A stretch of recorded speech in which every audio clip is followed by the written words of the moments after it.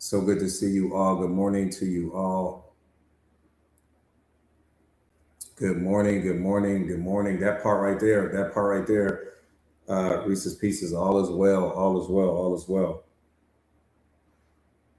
Life is in a mess and all is well. Strange paradox for sure, but it is the truth. Strange paradox, but it is the truth. Life is in a mess. That's what makes it beautiful. We just been programmed to look at it through the wrong filter.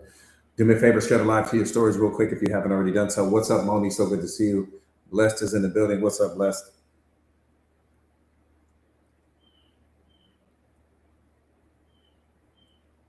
You say that one more time. What's up, Danielle? Say that one more time, Cat Lover. I'm sorry. I think I missed it. I think I saw what you said, but I'm not really sure.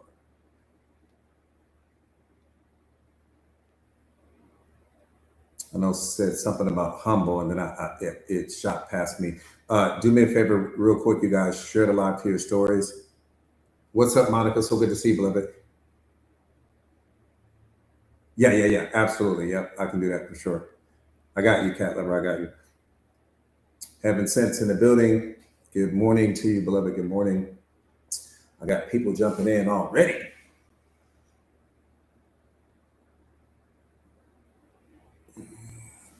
Good morning to you all.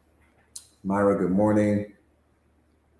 What's up, B? So good to see you. Big homie, let's get it. Nephew's in the building. Let's go. Got my Tara in the building. She got my six. She got my six, that's for sure. What's up, Queen? So good to see you. Good morning, good morning, good morning to you all. Again, share the live to your stories real quick if you haven't already done so. Nitro's in the building. Brock is in the building. What's up, beloved? So good to see you. Yep, share the live to the stories real quick, you guys. Nat's in the building. What's up, Nat? Let's get the likes up so that we can get the medicine out to the world. Exactly. Happy Tuesday. Happiness is what you bring to the day, not what you get from it. I think that's why so many of us struggle. You know, happiness is what you bring to the relationship. It's what you bring to the day. It's what you bring to the moment. It's not what you extract from it. I think that's why so many people are suffering. Divine, what's up, beloved? So good to see you. I think that's why so many people are suffering. I'm just gonna be honest with you. You know, happiness is what you bring to these things. No, I'm not a preacher. I get asked that a lot. If I had $1 for every time I was asked that, I swear I'd probably be close to a billionaire by now. What's up, Leticia? It's so good to see you. If I received $1 for every time someone has asked me that, I would be super wealthy right now.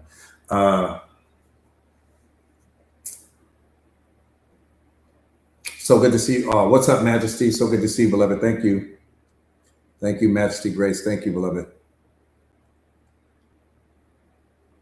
You said, do I go to church? No, I don't. My brother's a pastor, though. I used to. I used to go. My brother's a pastor, and so I support his church, but I don't actually go. What's up, Rich? Yeah, I don't actually go. He said, teach you the game. I got you.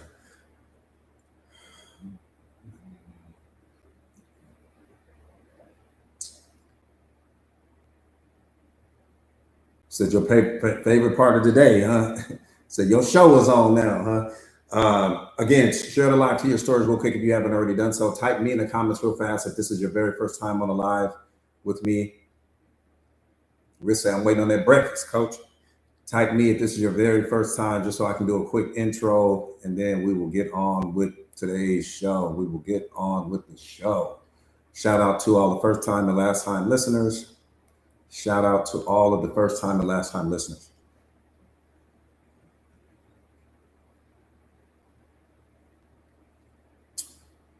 If there's no one new in the room, I'm getting ready to get rolling. Britt Pack, so good to see you. So good to see you, my brother. New. Okay, Bethany says she's new. Anyone else new?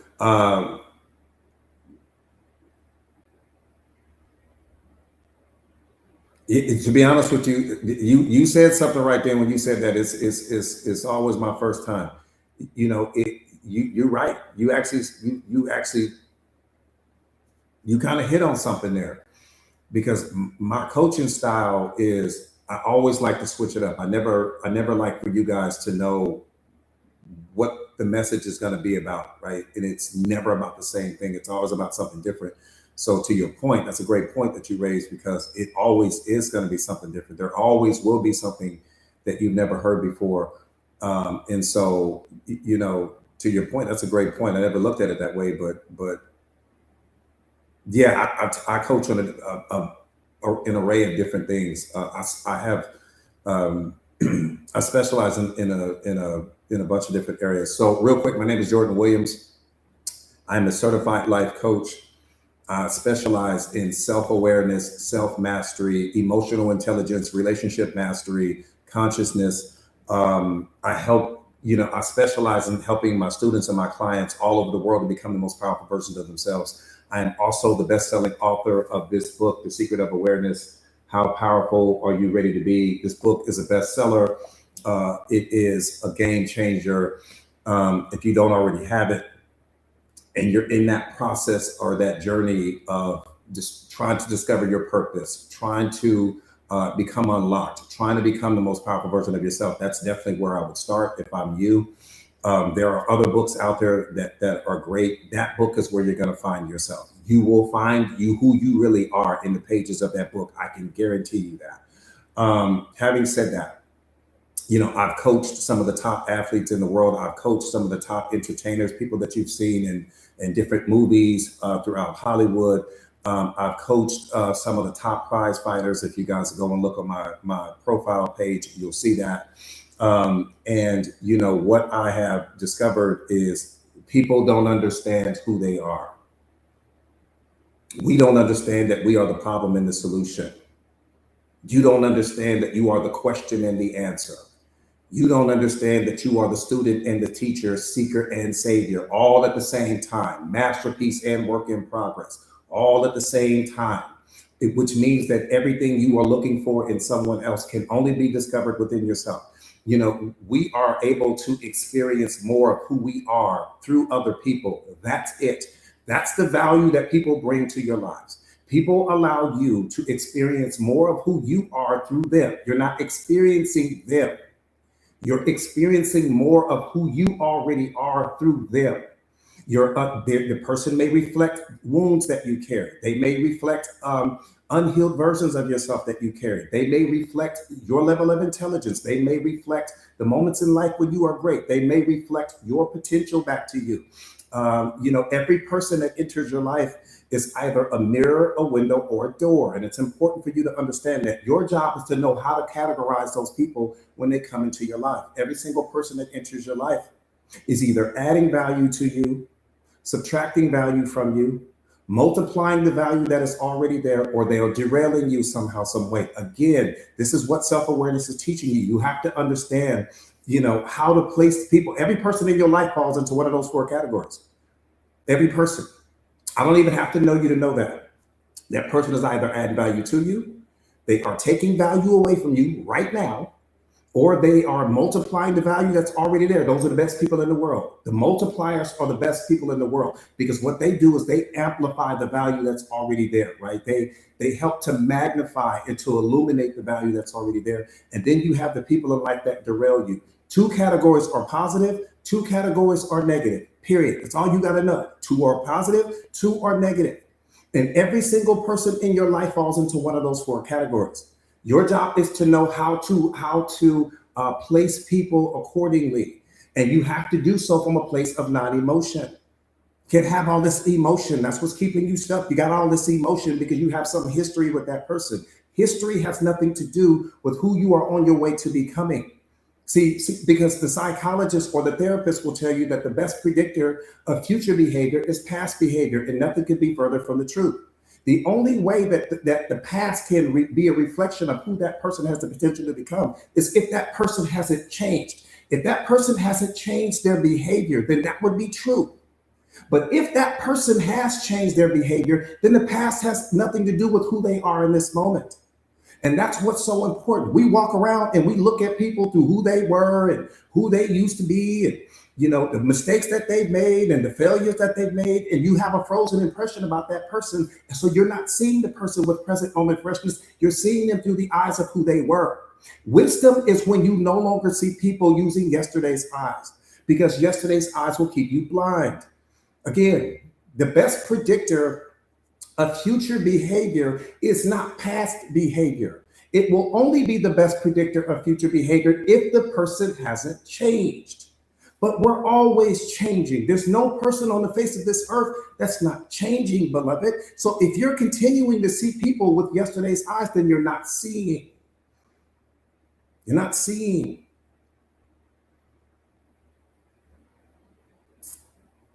You're not seeing. What's up, D? So good to see you. That part right there, Spartan, you walking around, you got the frozen impressions. Everyone is changing, everyone is growing, everyone is evolving. And so you have to look at people with present moment freshness. That just means I'm seeing you as who you are in this moment. See, that's what love is. That's the problem right there. We don't know what love is. So how can you give something to someone if you don't know what it is yourself? I can promise you right now, if I were to ask people, what is love? My students aside, because my students know what it is. You don't know what it is. So how you going to give something? We all claim to have it. We all claim to give it to other people, but how can you give someone something if you don't know what it is you give them?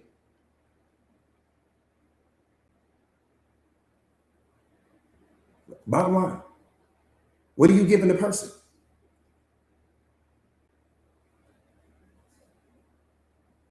We got everybody thinks they know what love is. Well, what is it?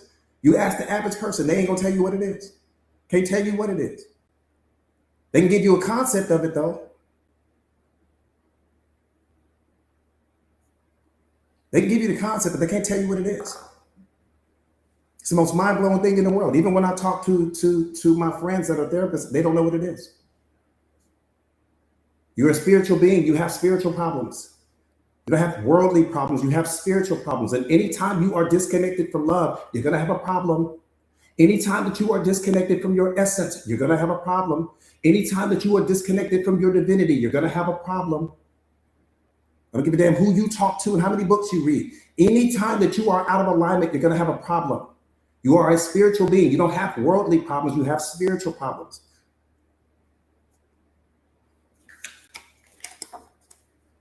Everything that you call a problem is only your interpretation of the situation. Someone else would only call it an inconvenience. What you call a problem, the next person would call an inconvenience.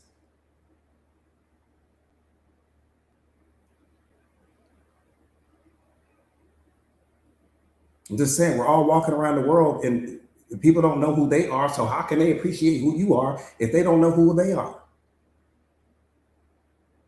Yeah, the way we think is a problem. What you add to reality is what creates the problem. See, that's the problem right there. The most powerful mindset to walk around the face of this earth with is to master your understanding of the rain. The moment you master your understanding of the rain, everything in your life will change. I promise you. That's the most powerful mindset on the planet, is to master your understanding of the rain. What does that mean? The rain is neutral. So when you walk out to your window and you look out the window and you see the rain is not bothering you in that moment. It's not bothering you at all. The rain is neutral. And then you create a story. Oh, I'm going to get wet. It's cold outside. My hair's going to get messed up. My clothes are going to get messed up. This outfit is going to get ruined. And in that moment, you just created all of your suffering. In that moment, you just created the problem because you added something to the rain. And you've been doing that your whole life. The rain is neutral. It didn't produce the way you feel. It didn't make you upset. It didn't make you moody. It didn't make you gloomy. It didn't make you anything, but none of reality does. And people don't either. It's what you add to reality. It's the thoughts that you added to the rain. It's the thoughts that you add to people. It's the stories that you create about your relationship. It's the stories that you create about your job that produces all of your suffering, not the things outside of you. And if you haven't mastered your understanding of that, you're going to suffer a lot.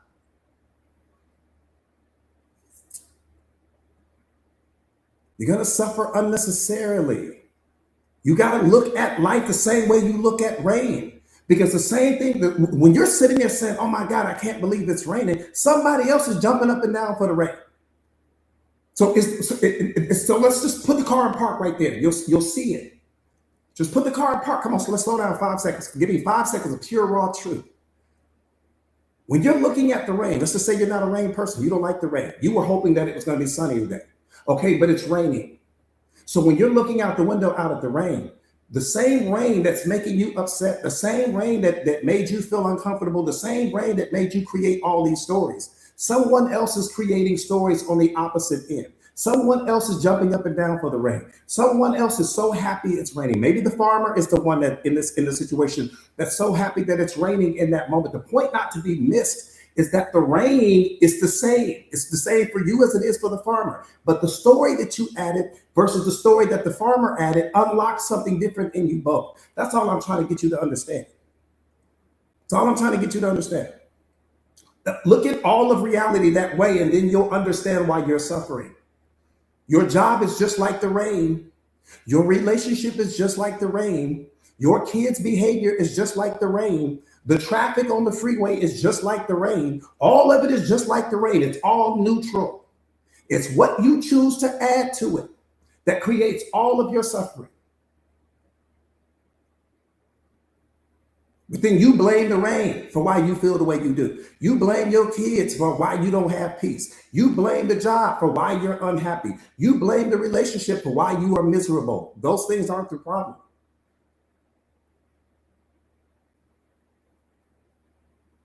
I just hate to have to be the one to break that to you, but those things aren't the problem, beloved. You not having mastery over your mind is the problem. That's the problem. It's the only problem you have. You got one problem. I don't have mastery over myself. Because I'm so busy trying to control the relationship. I'm so busy trying to control outcomes. I'm so busy placing expectations on people so that I can be happy. I'm so busy trying to control people's opinions of me and reacting to this and reacting to that. You're giving your energy to the wrong things.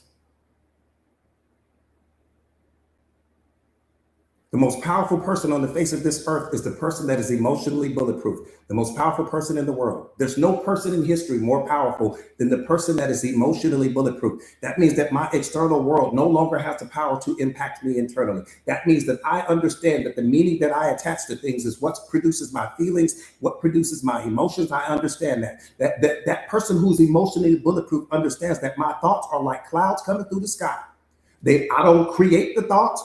I'm not responsible for the thoughts.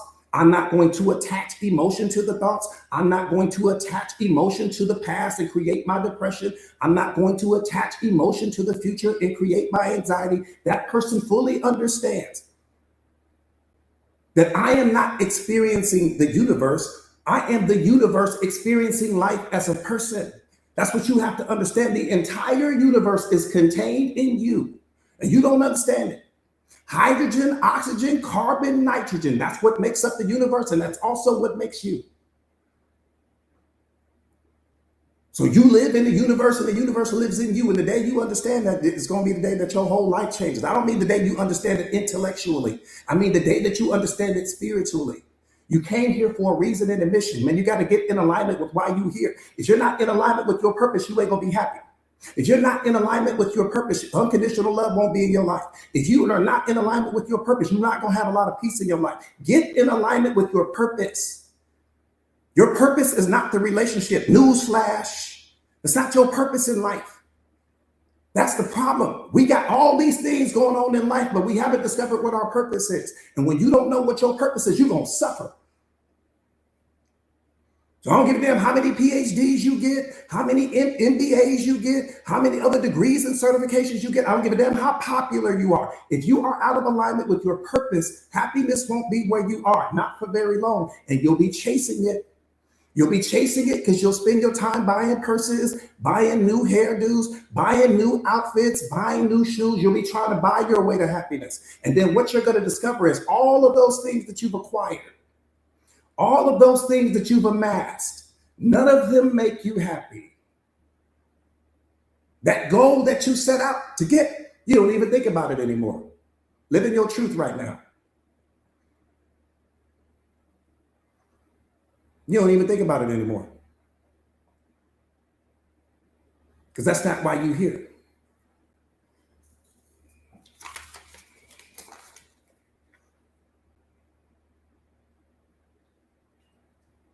If you're not walking in your purpose, beloved, you're out of alignment. Period. Nothing is more important than your purpose.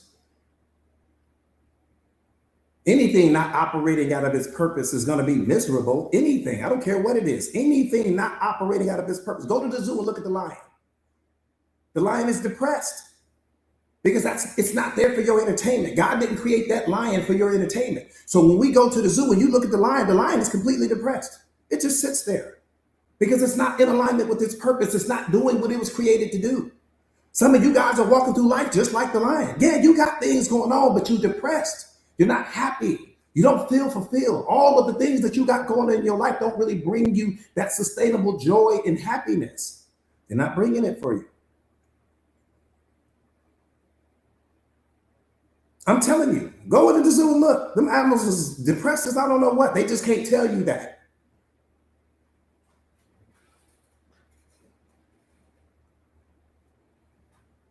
You have to understand that, like relationships are something that we get to benefit from while we're here as spirit. Relationships are things that we get to benefit from.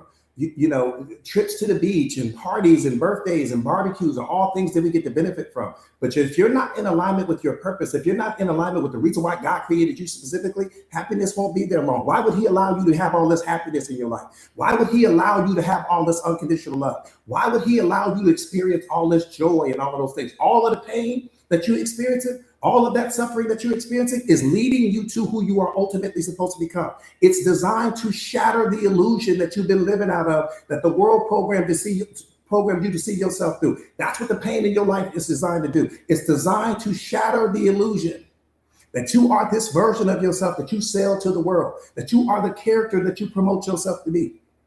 That's what the pain in your life is designed to do.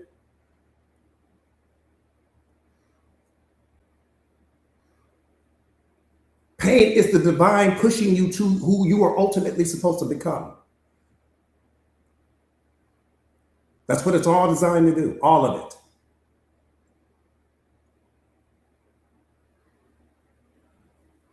Again, do me a favor real quick. You guys, let's get the lights up so that we can get the medicine out. What's up, Danelle? So good to see you, beloved. Share the live to your stories real quick if you haven't already done so. I'm telling you, Curtis, is what it's designed to do. When you're operating in your purpose, you're not going to have pain in your life. Won't be any pain. I can't tell you what pain is because I'm doing what I was created to do. Pain comes when you're not in alignment. Suffering comes when you're not in alignment. Real quick, do me a favor again. Do me a favor. Share the live to your stories if you haven't already done so. Let's get the lights up so that we get the medicine out to the world. Let's go. All right, boom.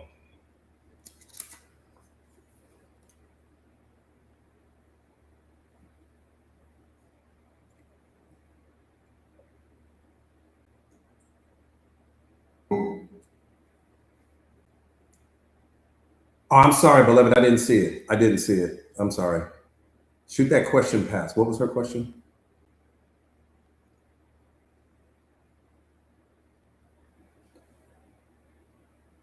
Yeah, it's just water. It's just some good old-fashioned water.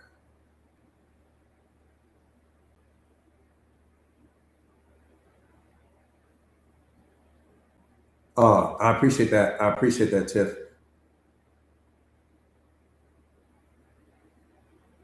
So we take a drink at the same time. Great minds think alike.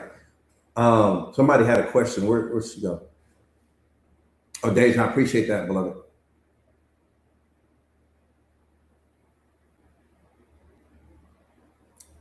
Pin that question real quick. Pin that question up real quick. That question about how do you help someone heal, the question.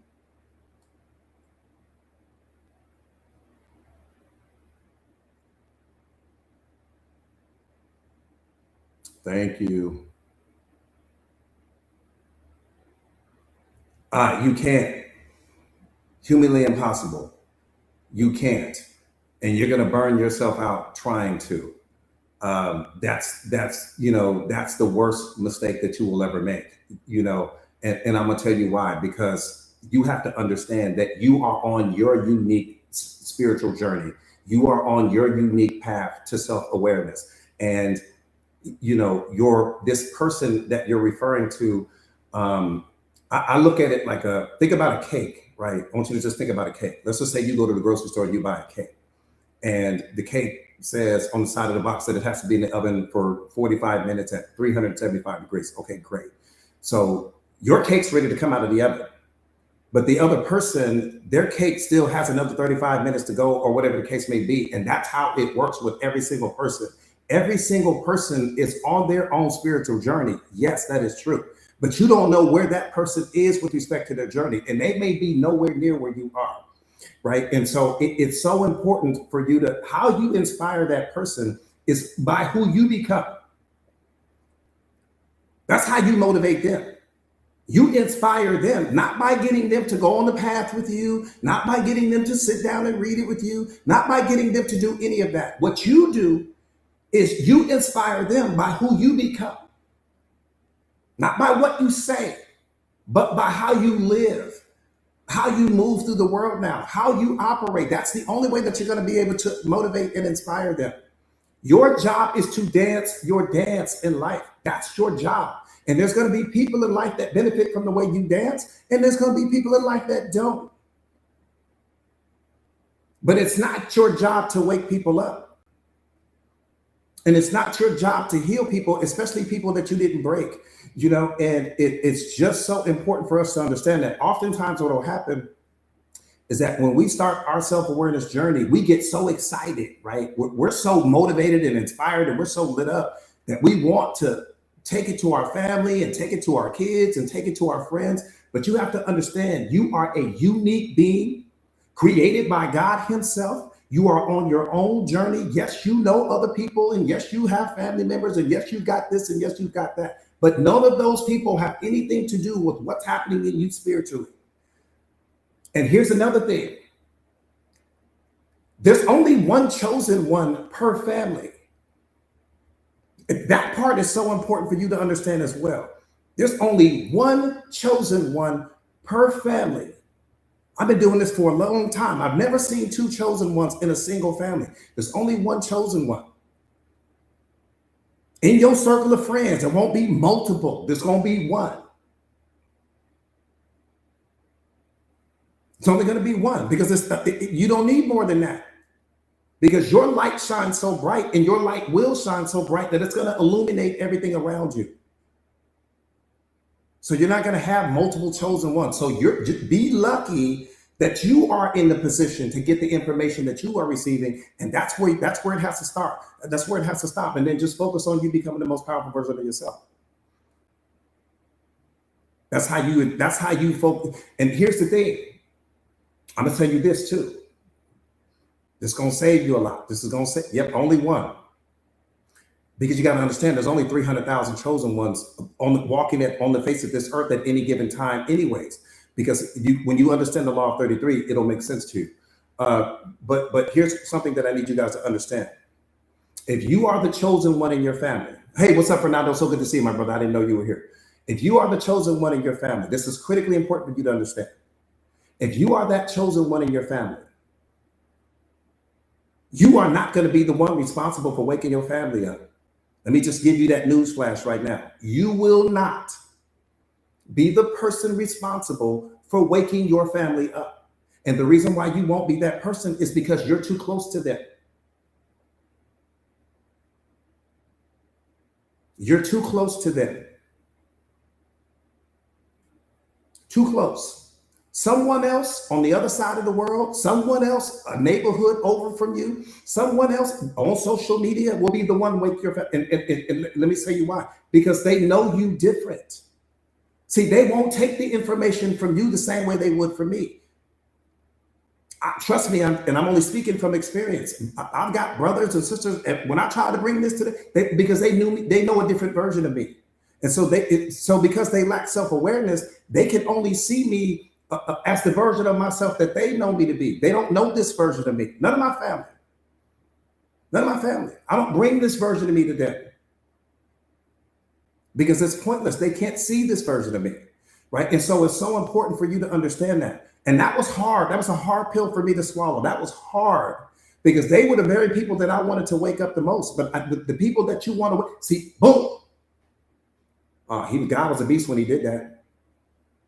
God was a beast when he did that. That was the coldest gift he ever gave you. You don't look at it that way, but that was the coldest gift he ever gave you. Listen, let me tell you how God works. Let me tell you how God works. Your powers don't work with your family.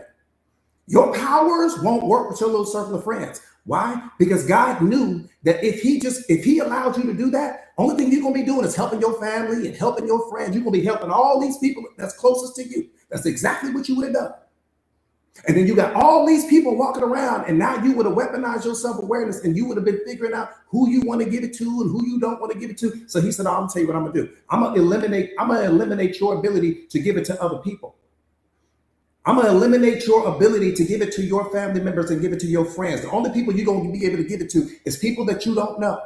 Every single person's life that I have changed, it was someone's life that I never met this person. I didn't know this person. Because think about what I'm saying. If God would have allowed you to give self-awareness to your family and to your friends, you would have spent the rest of your life just waking your family up. You would have never focused on anybody outside of you. You'd have been waking up your cousins and your first cousins and your aunties and your uncles. You would have been spending so much time waking them up that you would have never helped other people. You would have never done it because you would have run out of time. You'd have been waking your whole family up. So he said, I'm going to tell you what we're going to do. I'm going to give you this gift so that you can see the world as it really is and not how you imagine it to be. But I'm not going to let you give that to anyone else that looks like you, that comes from your background, that shares the same DNA with you. Nope, we're not doing that. You can go and give it to everyone else. And that's exactly what you're going to do. That's what I'm doing right now. Oh, he was beautiful when he did that. I think that might be one of the coldest things he ever did. Because if I wouldn't be here talking to you guys. I'd be somewhere talking to a cousin right now. I'd be somewhere talking to my aunt right now. I wouldn't be here sharing the gift. I wouldn't be here.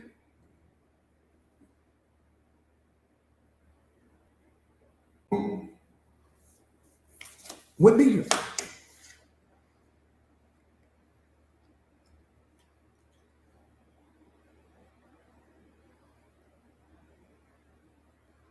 So I just think that to me, and don't get me wrong. Like I said again, your family they're gonna still be motivated by you. They're gonna still be your life can still inspire them to. But when they come to you,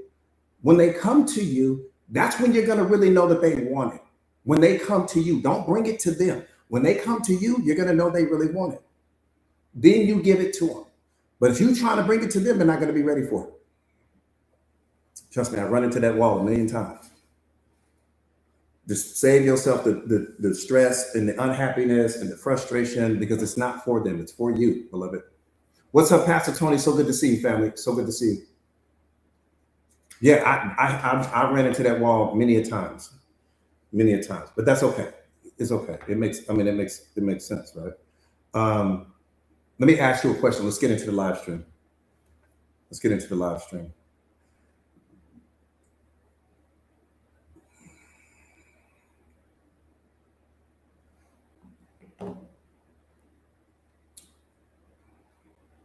Before I go there, let me ask you something. I just need you to be brutally honest right now. Brutally honest right now, especially for my students. I need you guys to be brutally honest right now. Brutally honest right now. How many of you guys before our paths ever crossed, were walking around with the mindset that you were already self-aware. Before you knew my name, before our paths had ever crossed, before you watched a single live stream, before you joined the community, how many of you guys, Dave, I see you, beloved, how many of you guys were walking around? I'm talking about you were convinced. Nobody could have told you nothing.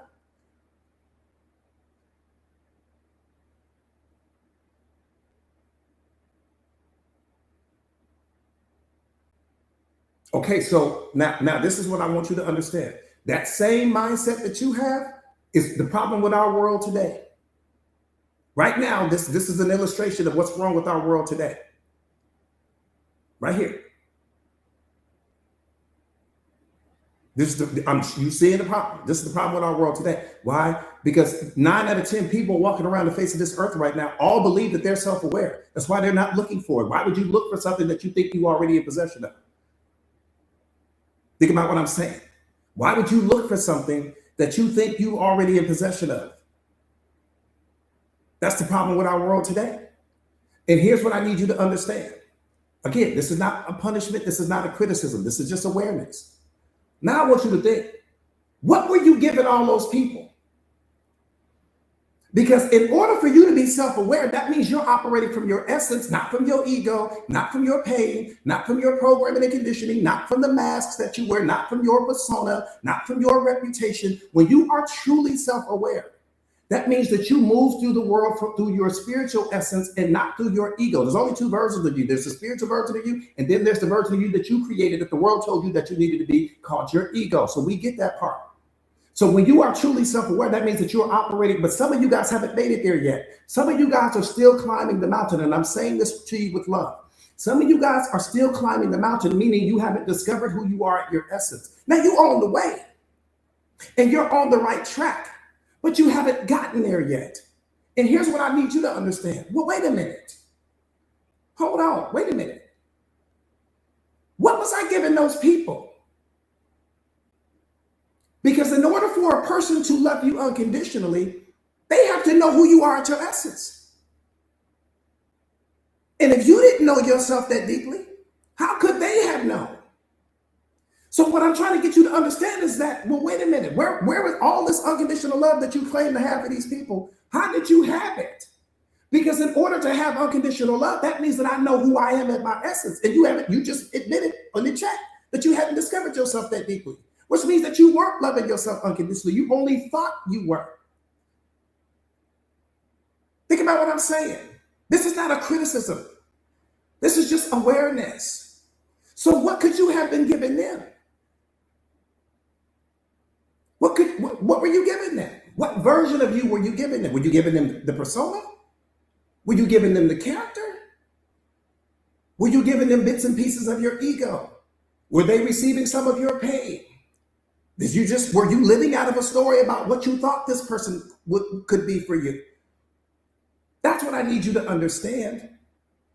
We move through the world and we think that we love people unconditionally, but you can't love something unconditionally unless you know what that thing is at its essence, because that means that you understand the entirety of it, not bits and pieces of it, not what's on the surface of it. We love people from a surface level, but we claim to love them unconditionally. But how can you love them unconditionally if you haven't met yourself that deeply? We can only meet people as deeply as we met ourselves. And how can I look for your spiritual essence if I haven't discovered my own?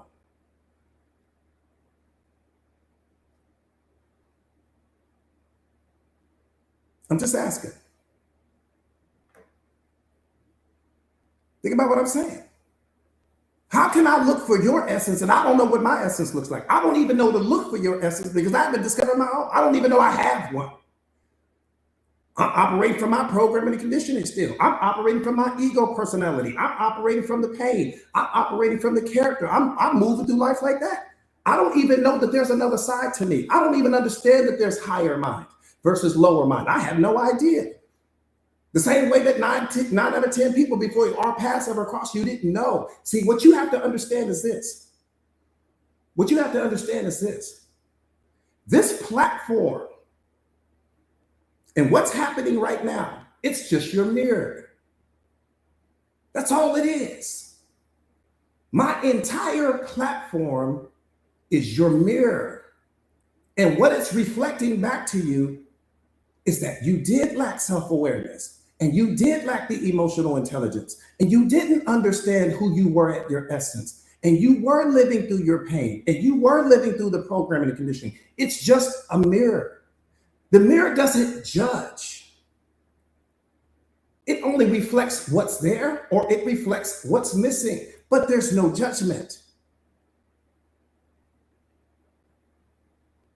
So this community doesn't have an opinion about where you are on your journey. There's no opinions. But it is holding up the mirror to you. That's every single day when you guys show up and we shadow box. That's what's happening.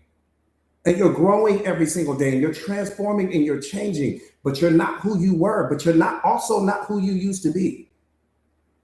And so you're living in between that space. You're going to always live in that space of who you were and who you have the potential to become. That's where you live. So if you experience any imposter syndrome, or if you experience like, Coach, I don't know if I'll ever get there, of course you won't know. How would you know? You have no database to draw off of. You don't punish yourself for what you don't know. But that's what we're all doing. We punish ourselves for what, of course you don't know what that version of you is going to look like. Of course you should experience some imposter syndrome. You don't know what that next version of you is going to look like. You're on a totally different path in life right now. So of course you're going to feel insecure. Of course you're going to feel like maybe you're not enough. Of course you're going to feel like it'll never happen for you. But I need you to understand that you're creating all of that in your mind. You're projecting all of that onto reality. That's not the reality of the situation, but that's the reality of the situation that you're creating in your mind.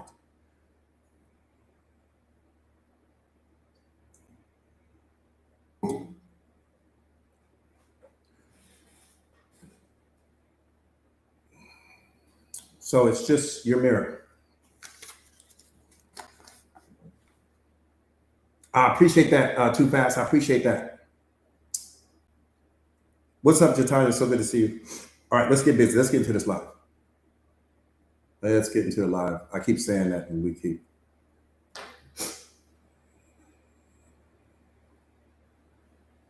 That part right there, Spartan. That part right there, Spartan Dre. I love that. I love it. I love it. I love it. I love it. I love it. I love it. Love all of that. I love all of that. I love all of that. Love all of that. Yeah. Let me ask you guys a question for the community, the family. Let me ask you guys a question. What's the most expensive thing you own? Just take a second to reflect on that question. What's the most expensive thing you own right now in this moment? Take God out of it.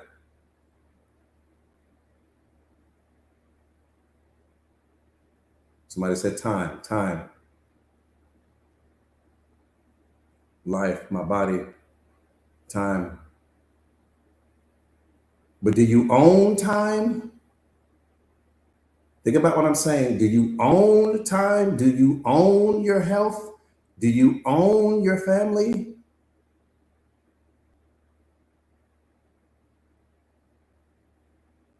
Stephanie said nothing. Melissa said me. Somebody said my peace, my house. Okay, now we're getting somewhere. Decisions, yourself. My mind. Okay.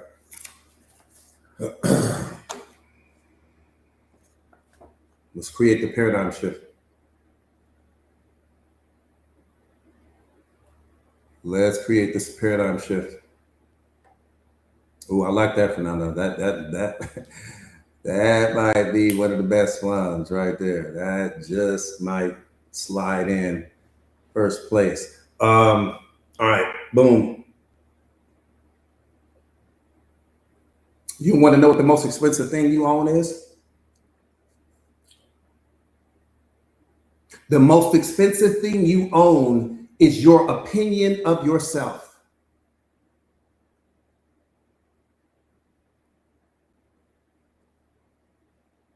period.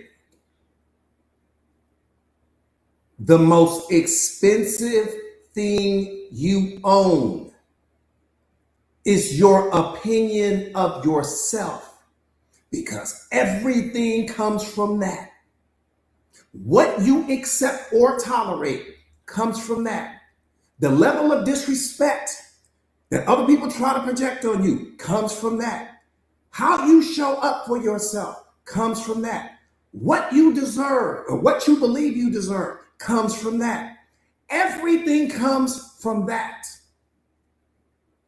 The most expensive thing you own is your opinion of yourself, because it's going to determine what you accept or tolerate. It's going to determine how much you love yourself. It's going to determine how you show up for yourself. It's going to determine whether or not you have a growth mindset. It's going to determine whether you procrastinate all the time. It's going to determine everything. Nothing is more, Kev, I'm telling you, nothing is more powerful than that, Kev. We can't get anywhere without that.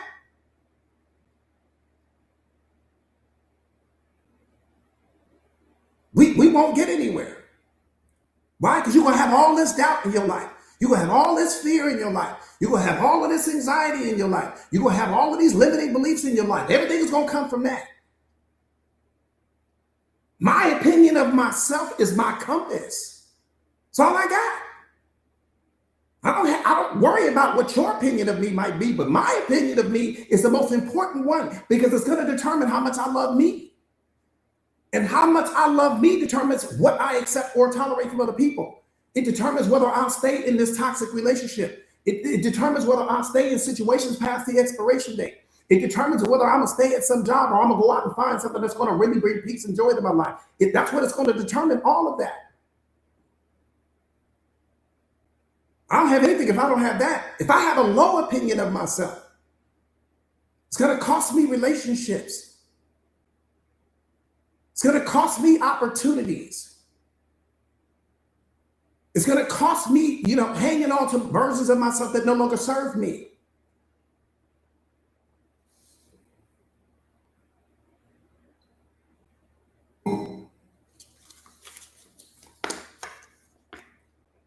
Right? It's everything. It's the most expensive thing you own, because once we have that established, you can go anywhere in the world after that. If that's powerful, everything in your life is powerful. It's the most expensive thing you own. You control that. No one else controls that.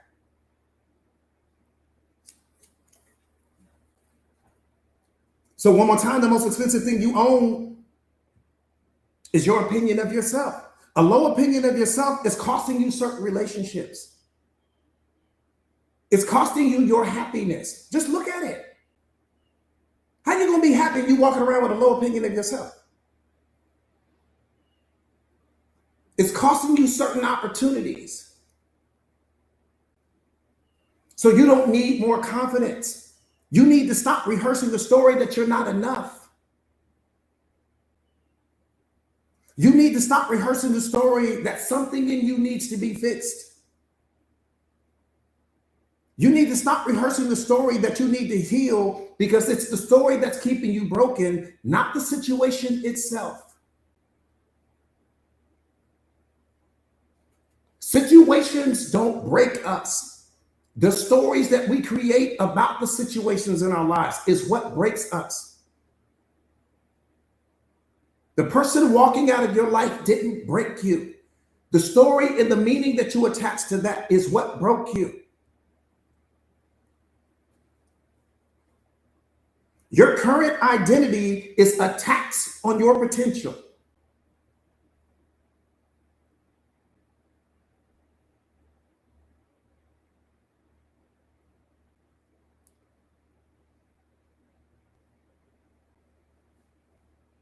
Period.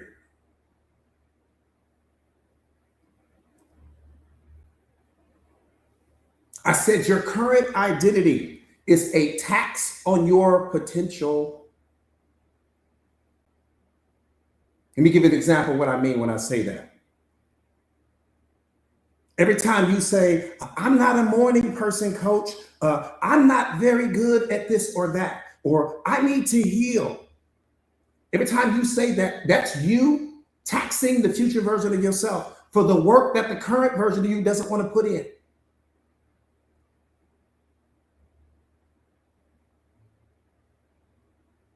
Let's sit with that for a second.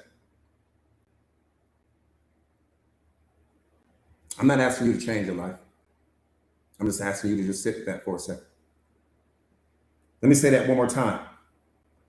Every time you say, I'm not a morning person, 9 out of 10 people, somebody, you didn't either said it before, you heard somebody say it. I'm not a morning person. I'm not very good at that. I need to heal. That's you taxing the future version of yourself for the work that the current version of you doesn't want to put in. That's what we say. We say that when the current version of us doesn't want to put in the work, but we don't understand that we're taxing the future version of us every time you say that. And then when you become that future version of yourself, you still don't like your life. Well, why? Because the current version of you doesn't want to put in the work.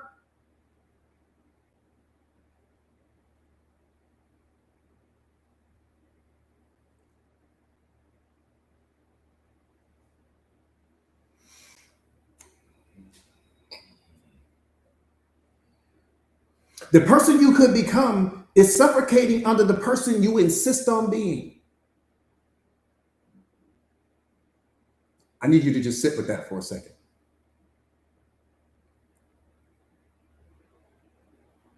I said the person you could become is suffocating under the weight of the person you could be.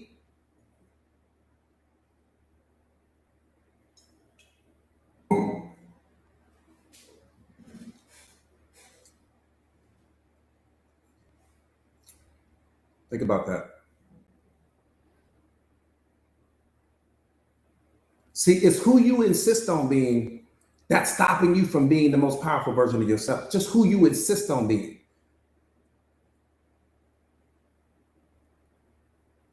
That's what's important. It's not about who you were. It's about who do you insist on being.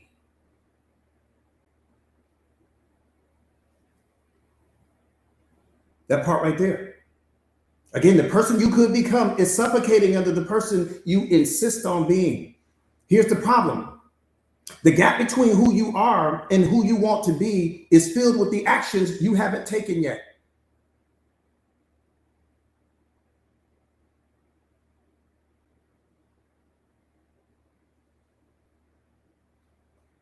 So it's not about intentions. It's not about plans. It's not about hope. It's about actions.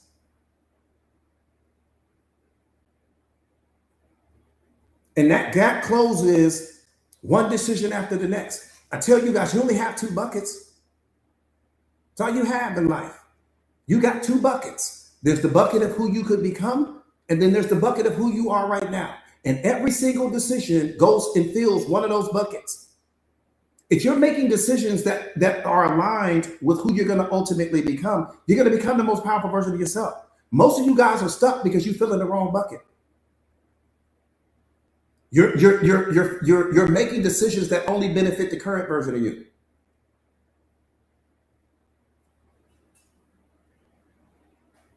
That's the problem. Do me a favor, you guys. Let's get the likes up so that we can get the medicine out. Do me a favor and share the live to your stories real quick. Wynette, I appreciate that, beloved. Do me a favor and share the live to your stories real quick if you haven't already done so.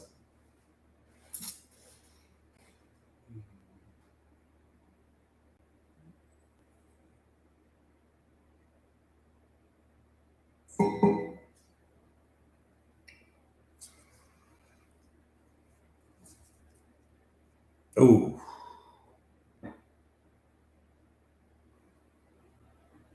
I'm going to share 3 of the coldest mindsets. I'll get ready to share 3 of the coldest mindsets.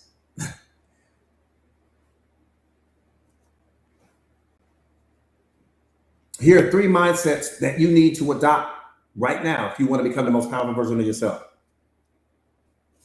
Number 1, I don't know. That's one of the most powerful mindsets that you can adopt right there. Number 1, I don't know. The reason why you aren't where you want to be right now is because of that.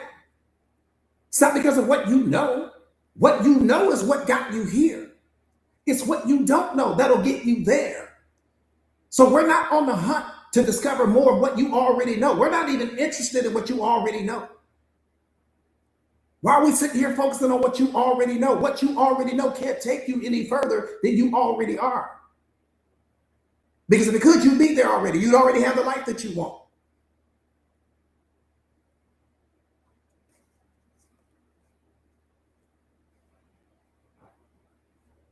So you don't know. There are things that you know. There are things that you don't know, right? But what got you here today won't get you there. And that's what's important for us to understand. It's not what I know that's doing the damage to me. It's what I refuse to go and discover. It's what I don't know that's hurting me. Again, when you look at your past, when you look at the present moment is only a reflection of who you were. It's not a reflection of who you are. It's a reflection of who you were. It's a reflection of all of the choices and decisions that you've made leading up to this moment. So you always have to keep space between the version of you that you are right now and your past, because your past is not the problem. Your past is only the mirror to all of the choices and decisions that you've made leading up to this moment. So there's nothing to be upset about. Now, I can look at the past and say, I don't like where this is going. I don't like where this movie is going. I don't like where this train is going. When you look at your past is like a map. It's showing you which direction you are moving in life. That's why you look at the present moment. That's why beloved, that's why it's important for you to be present. It's important for you to be present, not for all of these reasons that these spiritual gurus are talking about. It's important for you to be present because the present moment is your mirror. It's reflecting back to you every single choice and decision that you've made leading up to this moment. One more time, it doesn't reflect who you are. It reflects who you were. And so if you like what's showing up in the present moment, then let's keep that train going in that particular direction. But if you don't like what's showing up in this moment, you won't like it in the next moment either if we don't change something. And the thing we need to change is not external. The thing we need to change is you. When we change you, everything outside of you changes. But if we don't change you, nothing changes. And that's the problem. We're so busy trying to change ourselves from an external perspective. We want to add things to our life. You don't need to add anything to become powerful. You need to subtract. You have to become a master at subtracting what's no longer serving you, what's no longer adding value to you, what's no longer aligned with you. And you have to do that from a place of non-emotion. It's not about emotion. Get all them emotions out of it. You ain't got time for that. You got to think like the NFL. The NFL cuts you like that because you're not in alignment with the brand anymore. The moment that person is no longer in alignment with the brand, they out of there. Non-emotion. They don't give a damn about where you getting ready to go, but you're going to get out of here. That's what they're going to tell you.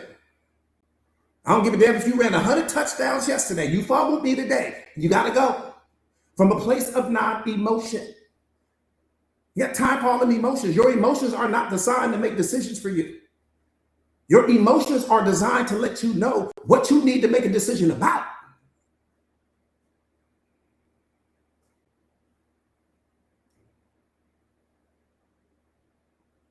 You didn't even catch that.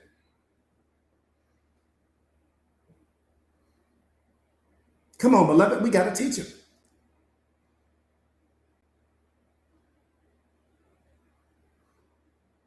Man, D, I know you got it, beloved.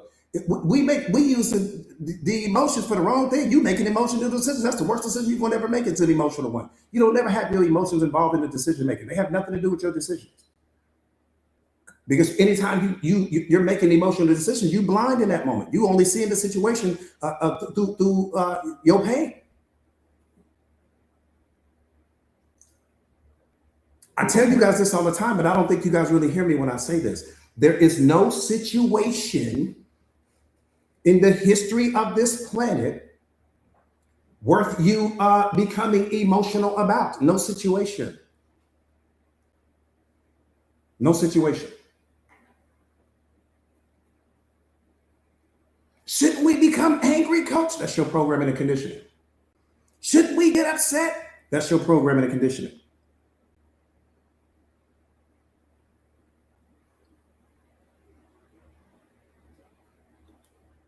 That's your programming and conditioning. All of it. There's not a situation in the world that justifies you having a negative feeling. Not one. Not a single situation. Because that's not why you're here. That's not what spirit came to do. It's not why you're here.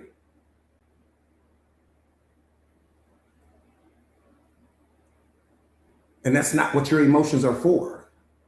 I don't need to become emotional about anything. I need to see things clearly and accurately. That's what I need to do. I need to see things as they really are and not as I imagine them to be. And how can I see something as it really is if I'm emotional? The emotions don't keep me blind. It's only going to keep me seeing the situation. It's not going to allow me to see the truth. It's only going to allow me to see my truth. It won't allow me to see the truth of it. It won't allow me to see your truth. Because I'm looking through the filter of the emotion is reflective of me. It's not reflective of you. So if I'm looking at the situation through my emotions, I'm only seeing it through how it benefits me. I don't see it how it benefits you. So I'm not seeing reality accurately. I'm just in the way. I'm a liability now. The moment you start seeing the situation through your emotions, you become a liability. You're no longer the asset. You're the asset. What are you emotional about? There's nothing to be emotional about. Nothing to be emotional about. No situation that justifies having a negative feeling. What about that person that walked out of my life, coach? What about him? What about him? What about him? What about that person that criticized me? What about him? What about the person that stopped loving me? What about him? What about the person that cheated on me? What about him? What about the person that betrayed me? What about him? You're the baddest thing on the planet. I need to remind you of that. You forgot who you are? Your job is to alchemize every single negative situation that comes your way. That's what God created you to do, to alchemize every single negative situation that comes your way. Transmute all that energy. Turn every negative into a positive. That's what makes you powerful. I can't wait for that person to betray me. I can't wait for that next person to disrespect me. I can't wait for that next person to walk out on me. I can't wait. Because all of that's going to be my rocket fuel for me taking my life to another level. That's what it's going to be. You'll be seeing me on the billboard the next time you see me.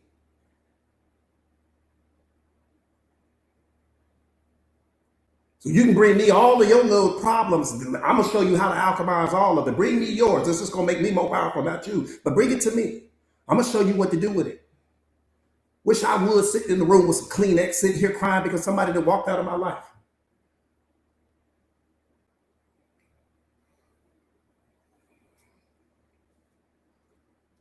Wish I would.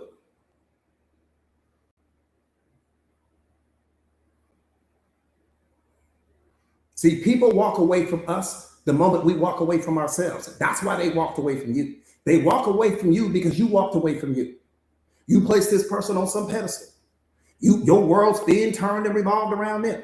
You stop chasing your greed. You stop focusing on your purpose. You started putting your goals on the back burner. And the moment that happened is that person walked away from you. People stop loving us because we stopped loving ourselves. People stop respecting us when we stop respecting ourselves. People stop showing up for us when we stop showing up for ourselves. That person became your mirror, beloved. That's all they were.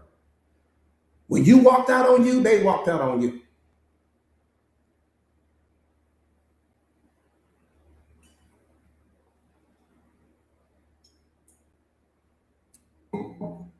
You had lost sight of who you were. That's all it was.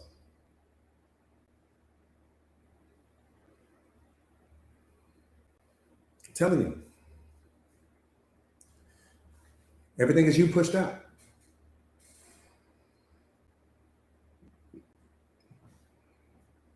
That person was wearing the face of your betrayal. That's it. That person was wearing the face of all of the moments when you weren't respecting yourself. That person was wearing the face of all of the moments when you weren't loving yourself. It was everything you failed to give yourself wearing someone else's face. That's what you saw.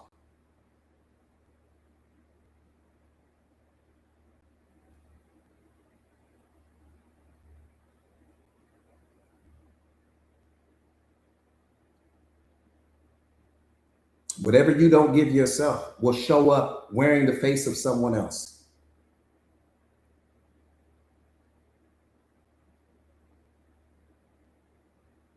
That's how it works.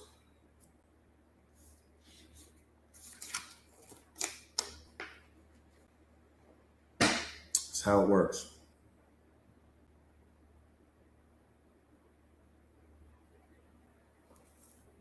Yeah, that's how it works. Let me get back into this. I'm sorry.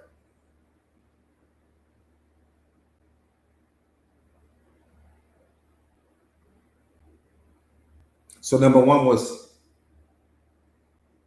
that part right there, Soleil. So good to see, beloved. That part right there. That part right there. Yeah, Juliet. What's up, beloved? So good to see you, love.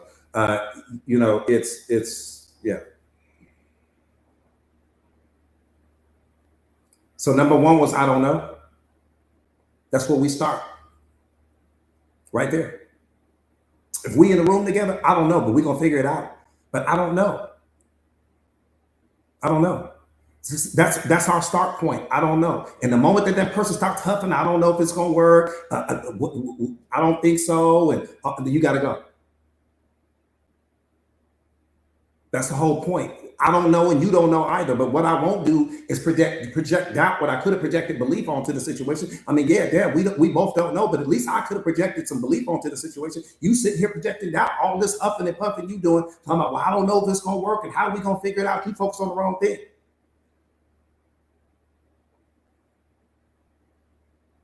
I'm telling you, that's the problem. Number two, I don't care. Number one is I don't know. I'm talking about the most powerful mindsets. I don't know is number one. Number two, I don't care. You should not give a damn about anything else outside of your dreams. Take God out of it. That's what's important. You are getting distracted by things that don't matter.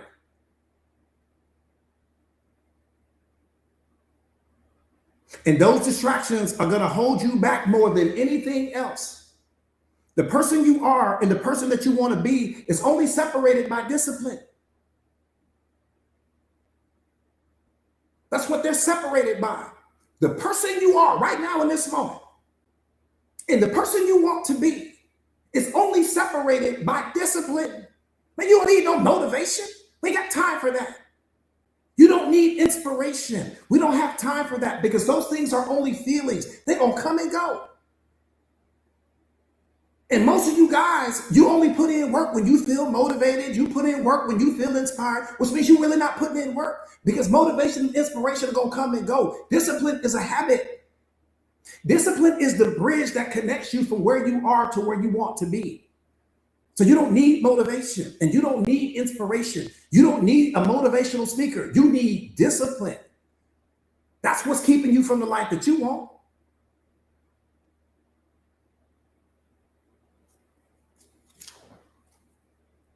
Because confidence in public comes from discipline in private.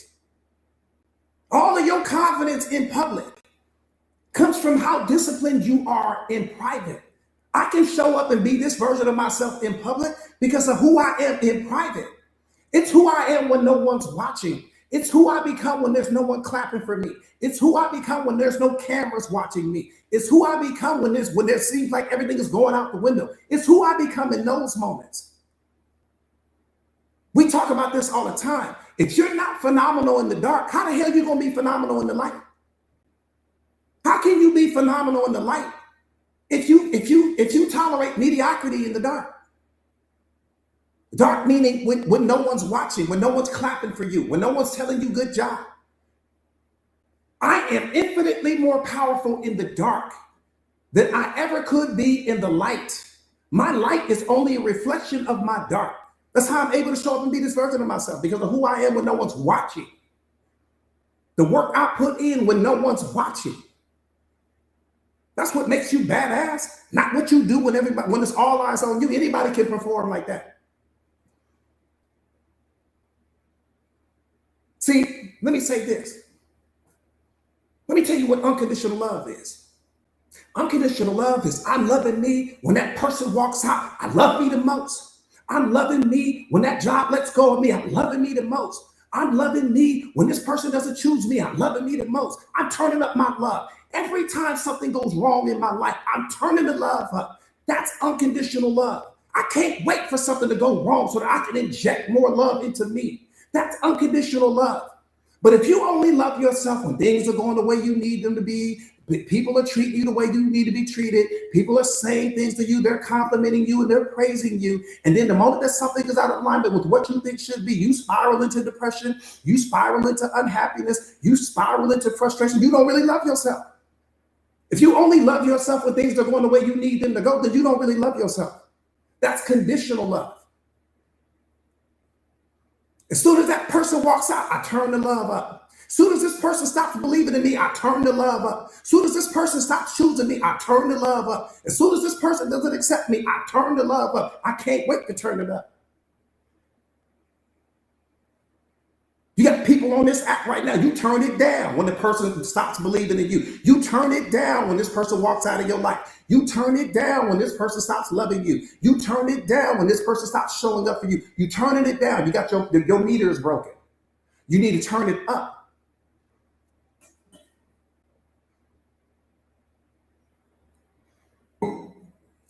Because if you only turn it up when things are going the way you need it to go, then you don't really love yourself. You only pretend to love yourself unconditionally.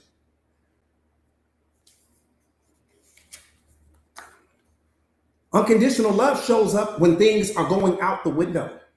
That's when it shows up.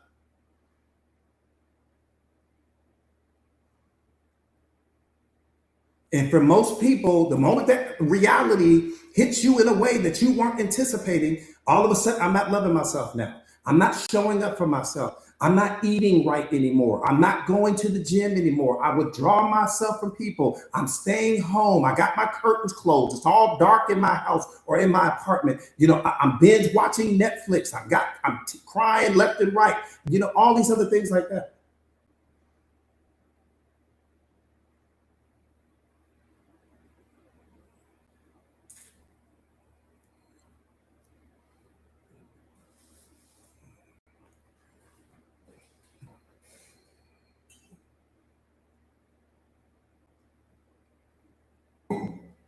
Do me a favor real quick, you guys. Let's get do me a favor, share the live to your stories real quick. For anyone that's new to the platform, share your live to the stories.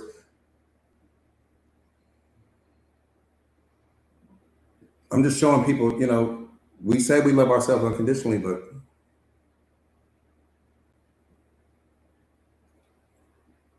do we? Just asking.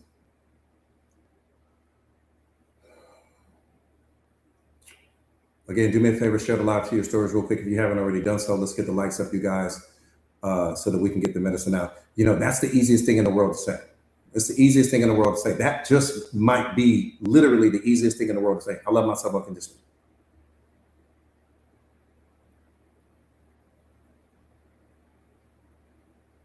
Right? I love myself unconditionally. But the moment that something doesn't go, the moment that something happens that's out of alignment with what I think should be, all of a sudden I don't love myself anymore. I don't show up for myself anymore. I don't work out consistently anymore. I withdraw from my friends. I don't want to be bothered. I'm sitting at home in the dark. What brand of love is that? I think I can't be happy without this person. This person is my everything. I feel like a piece of me is missing. What are we talking about here?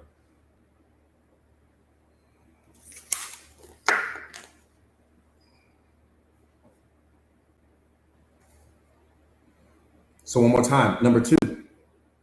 No, I understand. I understand, beloved. I understand. I understand. Like I said again, I understand. It's yeah.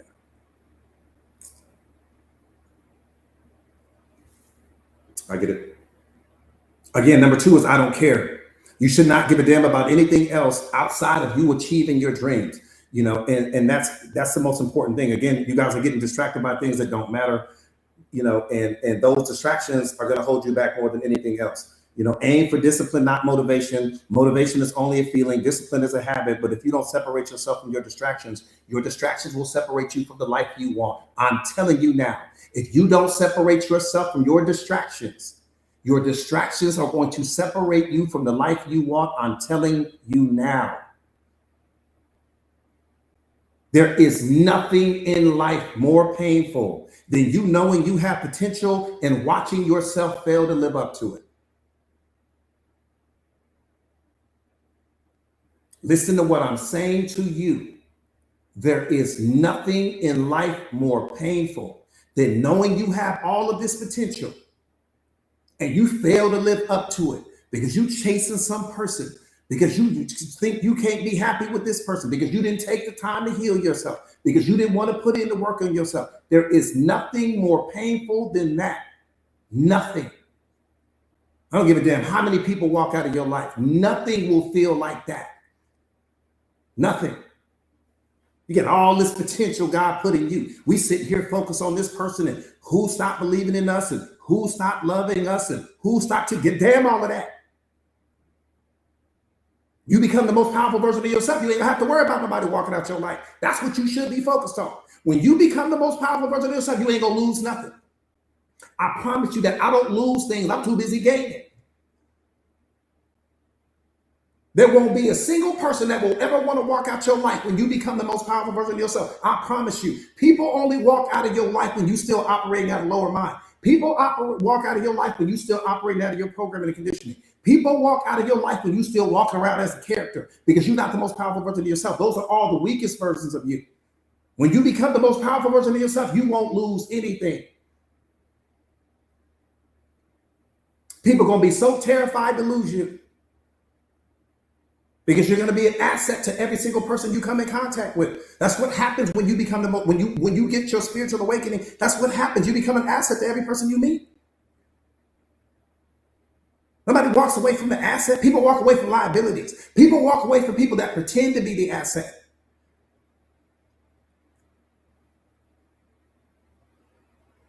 Promise you.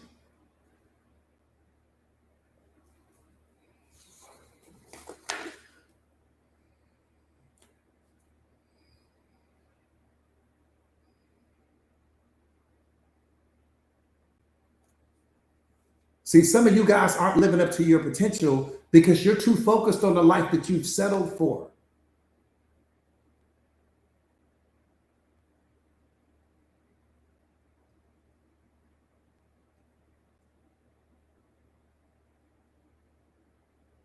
What's up, Jones? So good to see you, beloved. I said, some of you guys aren't living up to your potential because you're too focused on the life you've settled for. Number 3, I don't give an F. And that's not the word I wanted to use. I'm trying to keep it PG. That is not the word I wanted to use. Number 3, and I don't give an F. You should not give an F about what anyone thinks about you unless they are a reflection of the person you are trying to become. Meaning this person is a mentor, this person is some coach, this person is someone that's helping you get to that next level in life. If that's the case, your opinion matters to me. Your opinion carries weight to me because you're teaching me something that I don't know. Going back to step 1, I don't know. So I found that person that does know. Right? So now I'm in phase 3 of it. But aside from that, I don't give a damn about what this person thinks about me. I don't give a damn about what this person's opinion of me is. I don't give a damn about what the people on social media think about my content or whatever the case may be. Some of you guys are moving through life, man, and you're making decisions based upon what someone else thinks about you. You're living your life based upon what other people might think and what are they going to say. And oh, man, we ain't got time for that. We have no time for that.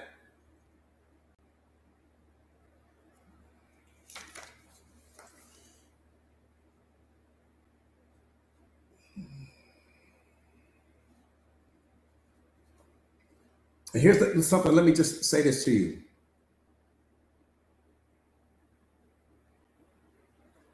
You will never know what freedom is until you meet what's keeping you from it.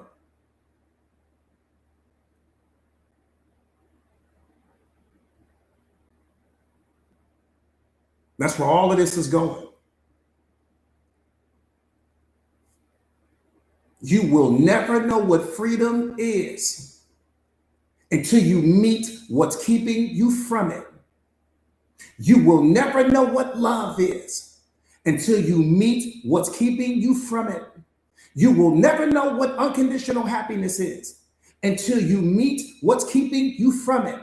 Even if what's keeping you from it is your own pain, even if what's keeping you from it is that relationship that's already hit its expiration date, even if what's keeping you from it is that toxic situation you might find yourself in, or that job, something is keeping you from it.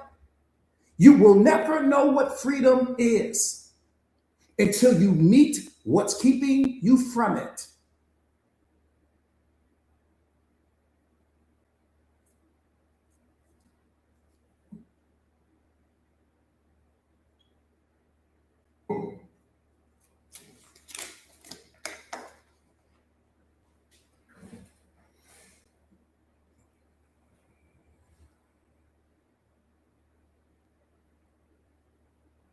Think about it. The life you want is already here. They don't have to build the houses. They don't have to build your dream car. They don't have to build that wardrobe that you can't wait to get your hands on. They don't have to go and mine for the diamonds that you might want.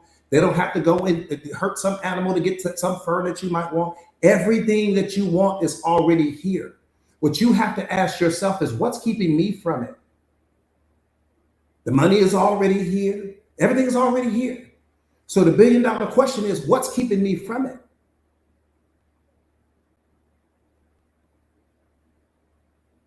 My procrastination, my ego, my pride, me not having a growth mindset, me not showing up for myself, me placing somebody else's goals and dreams on some pedestal, where my goals and dreams are on some back burner, and this person is future faking and telling me, oh, once I get my goal achieved, and once I build this, then we're going to turn around and work on the cap. All cap.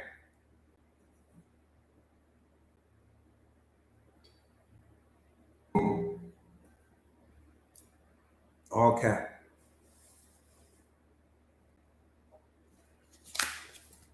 Just pure cap. It's the worst decision you'll ever make in the history of bad decisions. Building somebody else, the worst decision you're gonna make.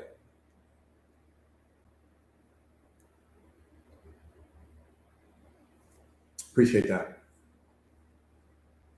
Appreciate that.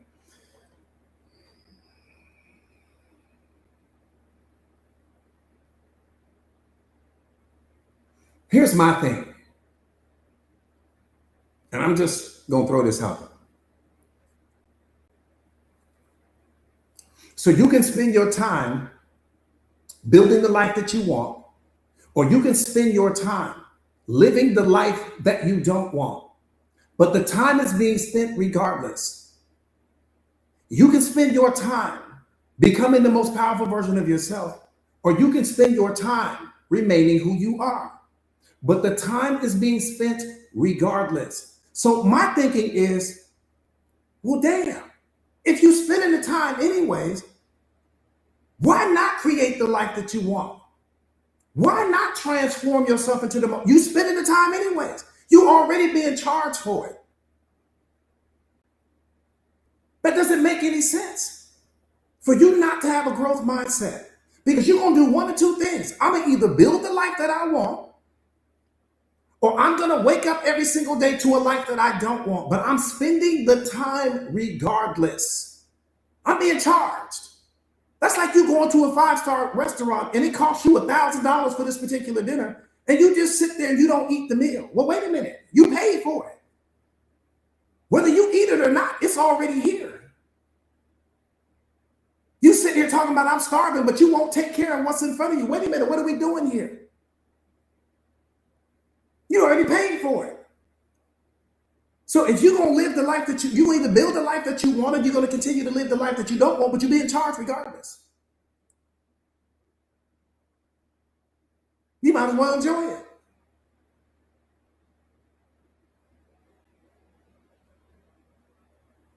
And I think that we don't walk through life with that mindset. We wake up day after day after day after day to a life that we don't love. And we don't really focus on building the life that we love because we're too busy hanging on the life that we don't love. We're too busy hanging on to the person that disrespects us and the person is not showing up for you and you trying to change this person. You don't have the power to change anyone, beloved. Every single person in your life is operating at full capacity right now. All of them.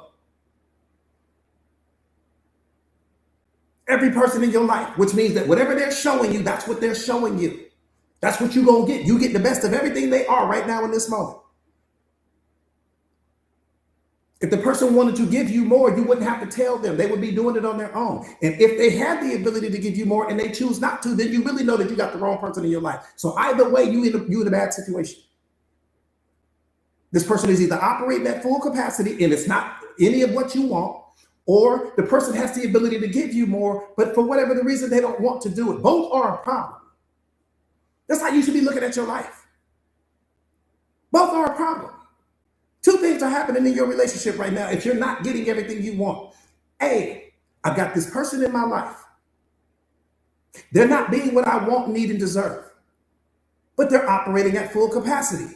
B, I've got this person in my life and they have the ability to give me everything they want, but they don't love me enough to do it. Both are a problem.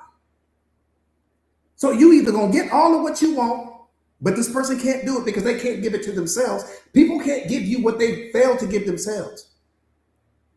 That's what we fail to understand. You sitting here complaining about what this person is not giving you, but everything that you complaining that they're not giving you, they also are not giving themselves. They like they walking around giving themselves 5-star respect and they give you 2-star respect. No, the person is giving you what they are.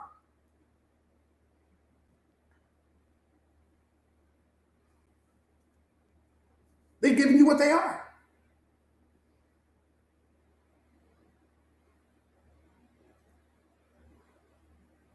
See, here's the problem. You don't have problems. You have a reality that needs to be accepted. And every time that you don't want to accept reality, you label it as a problem. I got all these problems in my relationship. No, you don't have no problem. Your relationship is crystal clear. I'm talking about clearer than a diamond. There's no problems in your relationship. There are some truths that need to be accepted that you don't want to accept. That's the problem. I appreciate that, beloved.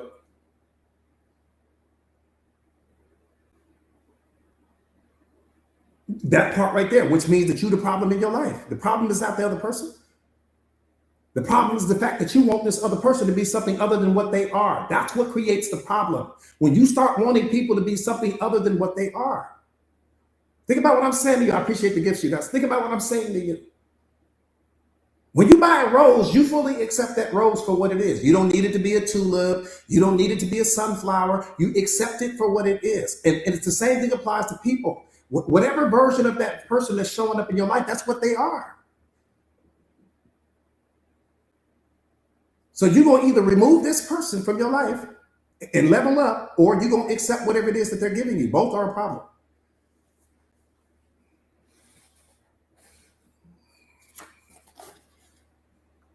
I'm telling you right now, and that's what you, again, what you guys have to understand is that, accept people for who they are. That's all I'm saying. Accept people for who they are. You got to understand that it's hard enough for people to be everything they need to be for themselves. Think about how hard it is for you to be everything you need to be for yourself. Come on, listen. Give me 5 seconds of truth here. Think about how hard it is for you to be consistently everything that you need to be for yourself. And then you got to turn around and be everything for somebody else. Man, that's hard. That's a lot you putting on that person. That's a lot. Think about what I'm saying. Let's just give me 5 seconds of truth. I'm not asking for a lot. I'm just saying, think about how hard it is for you to consistently, see, that's the key word, consistently. I say occasionally. Think about how hard it is for you to consistently be everything you need to be for you. You think about all the moments when you're depressed. Think about all those moments when you get unhappy. Think about all those moments when you get moody. Think about all those moments when you just don't want to be bothered. Even though people calling you on the phone, you just don't want to be bothered at that time. So you send it to voicemail. Not because you're a bad person. I just don't want to be bothered right now. Think about how your job upsets you. Think about how the traffic upsets you. Think about how all of these things that's happening in reality and how they impact you. Okay, and that's you. But see, the problem is that you don't look at other people through the same filter that you see yourself through. You don't look at them through that filter. So you act like they don't have no problems at all. Like they need to be everything for you. You need that person to jumpstart you. But everything that's happening in you is also happening in them. So when you're walking around on E, 9 times out of 10, that person is walking around on E as well. And that's what real love is. Real love, I got to understand myself first, or I'll never be able to fully appreciate you. But that's what we're doing. And that's why relationships fall apart. Because you're walking around on E because of what reality and life has done to you throughout the day. And then you expect this person to go on, but they're dealing with everything that you're dealing with, just different circumstances. But we don't give that grace to them because we can only see people through their highlight reel. We can't see people from their behind the scenes. You see yourself from your behind the scenes, but you see your partner from their highlight reel. In other words, you're cut off from how they are affected by what's happening in their day, so you can only project what's happening in your day from that situation. That's all I'm saying. See, I don't expect my partner at the end of the day to be anything for me. I need to go be that for myself first. Everything that I need them to give me, I need to discover how to give it to myself first. So that way I take all the pressure off my relationship. We put way too much pressure on these relationships. You put way too much pressure on your partner, needing them to be all these things for you. That part right there, Cosmic G.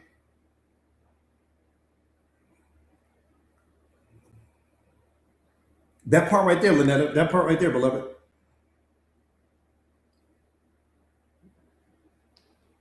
And 9 out of 10 people, you got to keep in mind that person is still dealing with their pain. They're still dealing with their wounds. They're still dealing with their suffering. They're still dealing with their programming and conditioning. They're still dealing with their past and, projecting on to the future. They're dealing with things, man. If you really understood what's going on in the mind of people, you'd stop asking people for stuff. I'm telling you right now, the moment I became self-aware, I said, let me stop asking these people for stuff. They struggling as it is. The person drowning as it is. Yeah, they pretending to have it all together, but the person is drowning internally.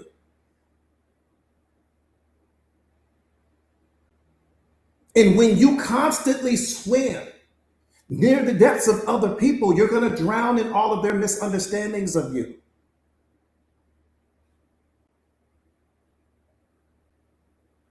I said, when you constantly swim near the shores of other people, you're going to drown in all of their misunderstandings of you, and they're going to drown in all of your misunderstandings of them. And that's what's going to make the relationship hard because you guys aren't seeing each other accurately. Stop swimming close to the shores of the depths of other people. People won't ever be able to understand you until they can first understand themselves. I can't even appreciate you until I learn how to do it with me.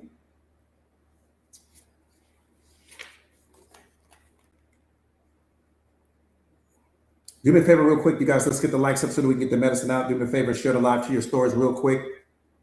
It's going to take you 2 seconds, real quick. Share the live to your stories. Yeah, everything you want from your partner, just give it to yourself first. We'll try that right there. That formula right there will save every relationship on the planet. Everything that you want your partner to be with you, to be for you, why don't you be it for yourself first? See, all of a sudden, everybody start pausing. I heard you pause, and I ain't even in the room with you.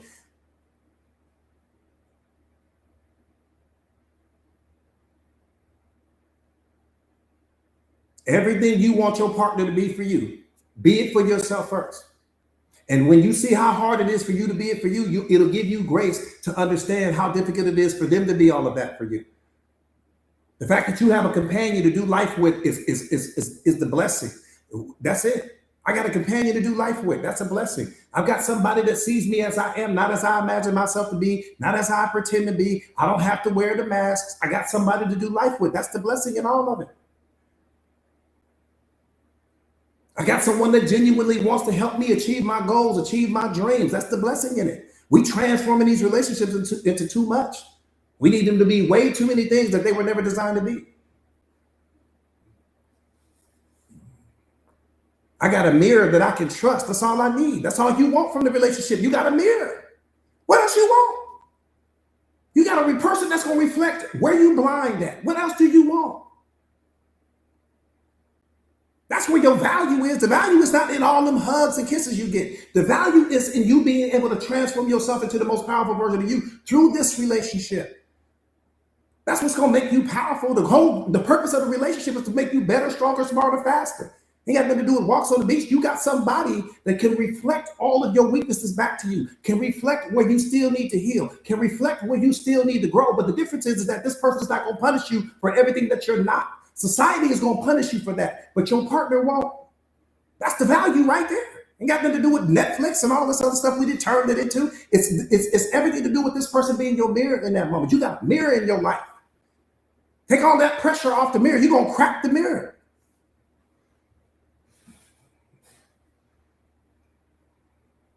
That's all I got. I got somebody to do life. I got somebody to do life with. I got a mirror. That God sent me personally. I got a mirror. That sees me and loves me unconditionally. I got a mirror. That's all you need in life. Everything else you can give yourself.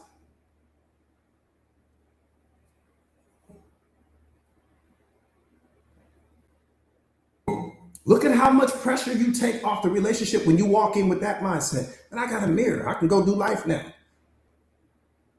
I got somebody that's going to believe in me in those moments when I might not believe in myself. That's going to show up for me in those moments when I might not show up for myself. That's easy now. Versus, I need you to be my happiness. I need you to be my love. I need you to be my entertainment. I need you to be my joy. I need you to be my peace. You put way too much pressure on that person now. You asking them to be things for you that only you can be for yourself. Now you didn't took the relationship, you didn't transform it into something that you needed to be. No, just let them be your mirror. That's what they're there for.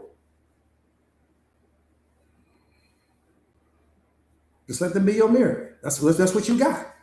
Just let them be your mirror. And if you got the right mirror, it doesn't matter what's going on out in the world. That person's going to be there with you. You swing, they swing. My mirror going to swing. As soon as I swing, they swing. That's what you got. That's enough. That's the only pressure I put on my relationship. Just reflect me back to me. I'm not going to fight. I'm not going to argue. I'm not going to debate. I'm not going to any of that. Why? Because you know that person loves you unconditionally and they genuinely want to see the best for you. So they will only reflect what's really going on. They're not putting their thumb on the scale and trying to make you feel bad. No, that person genuinely wants to see you become the most powerful version of yourself. There's the beauty in it right there. You don't need more from that person than that. I got somebody that I can travel with. I got somebody I can trust. I got somebody that I can talk to spirit, essence to essence, not programming and conditioning to programming and conditioning, not pain to pain, not wound to wound, not suffering to suffering. No. Essence to essence. Spirit to spirit. Love to love. That's it.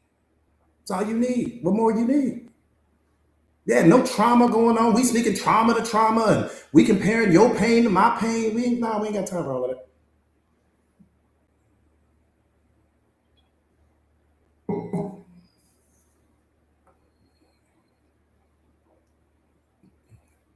Yeah, I mean, that's it. But just look how light that is. When you move into a relationship like that, just look at how light that is. There's no heaviness there. Liger Matt, what's up, my brother?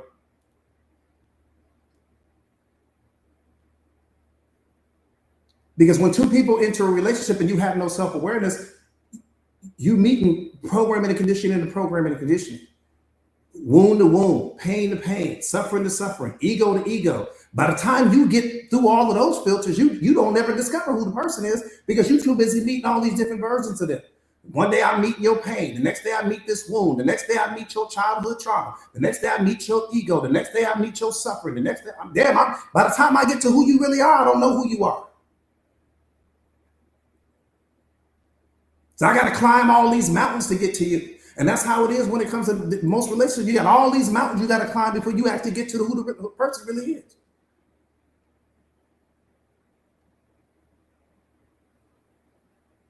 And the reason why you may never discover who they are because they don't know who they are. How about introduce you to the real me, and I haven't met me that deeply yet.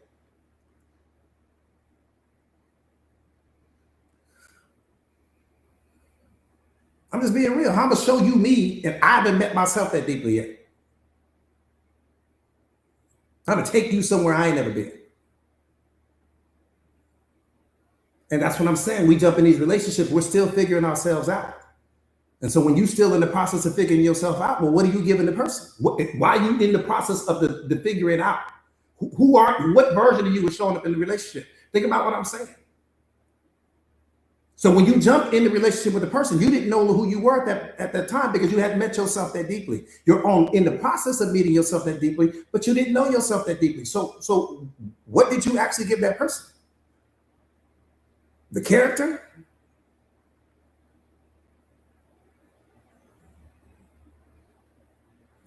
Again, do me a favor, you guys. Elaine, what's up, beloved? So good to see you.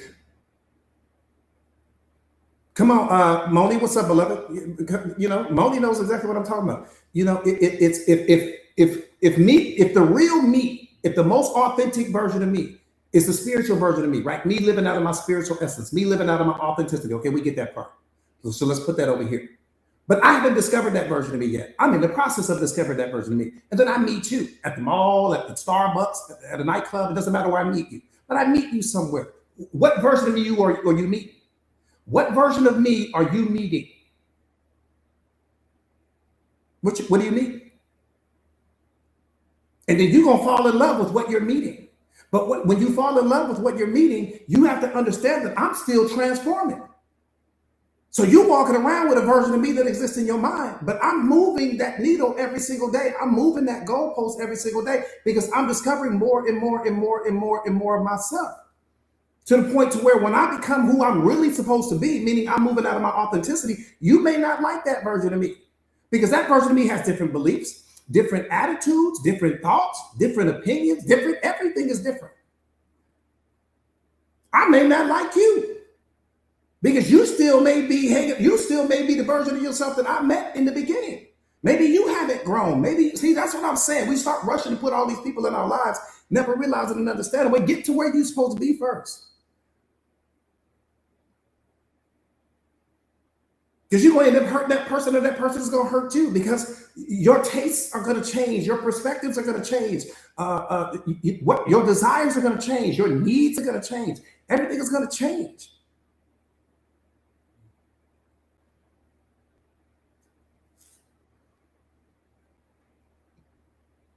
Come on, J9, you got to evolve first. I love that, beloved. You got to evolve first.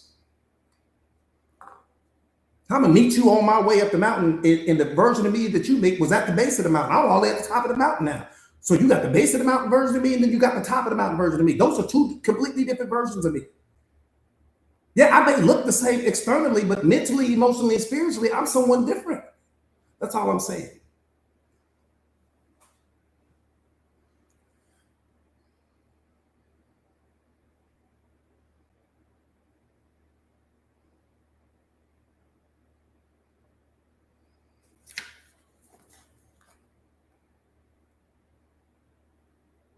I'm telling you, April, it's crazy, you know. Um, yeah, that's crazy.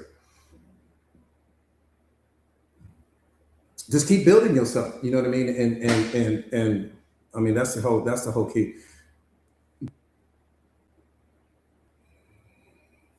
Let me give you guys this real quick. When you write your problem down, it's halfway solved. That's why you write every single problem down. The moment you write your problem down, in that moment, it's halfway solved. Right then and there in that moment. The moment you write it down, it's halfway solved. I'm a master at this right here. Write your problem down and it's halfway solved. Let me tell you why it's halfway solved. Because what you're going to discover when you write the problem down, it's just actually not a problem at all. It's just the truth that you need to accept. No problem in it. There's a truth that you need to accept.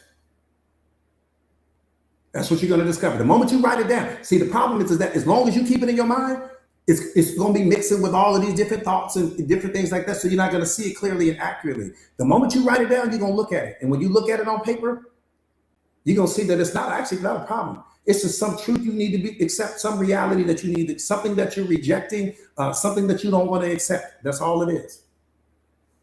Halfway solved the moment you write it down, because you're going to look at it. You're going to see it clearly and accurately, away from the influence of all of the other thoughts that are racing through your mind.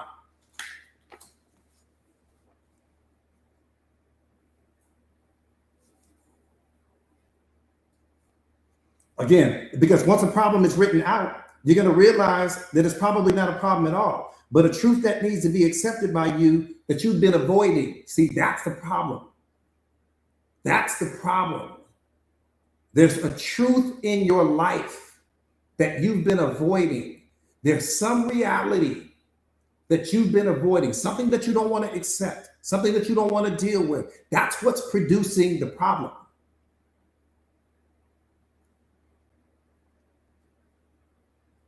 Here's the question for you. What are some truths in your life currently that you're pretending not to see? That's arguably one of the most important questions anyone will ever ask you. What are some truths in your life right now that you are pretending not to see?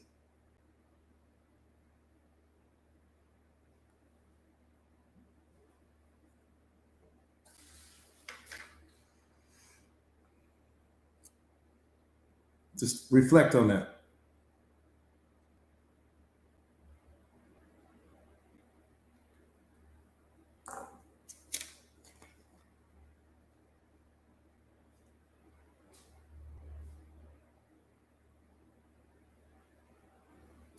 All right, here we go. See, here's the most important aspect of all of this. You don't have problems until your programming and conditioning. Wait a minute, coach. Yes, I do. You don't.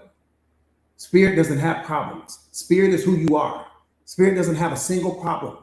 Spirit showed up here to solve problems. Spirit does not have problems. Understand that. Spirit comes from God. So that's like saying God has a problem right now. He doesn't have problems. He's the solution to all problems. Spirit is the solution to all problems. Spirit is not the problem. Spirit is the answer to the problem. The problem is coming from your programming and conditioning. The problem is coming from your ego. The problem is coming from who you think you are, the persona, our reputation, all these things that we're trying to project that only live in your mind. That's the problem. Spirit doesn't have problems. So whatever it is you call it a problem means that you're not self-aware, because when you become self-aware, you'll understand that you don't have problems. What you have is situations that need to be dealt with, situations that require your attention, decisions that need to be made. And every decision that you are afraid to make is in control of you right now. Every decision that you are avoiding, you are a slave to. That's what's producing you being out of alignment.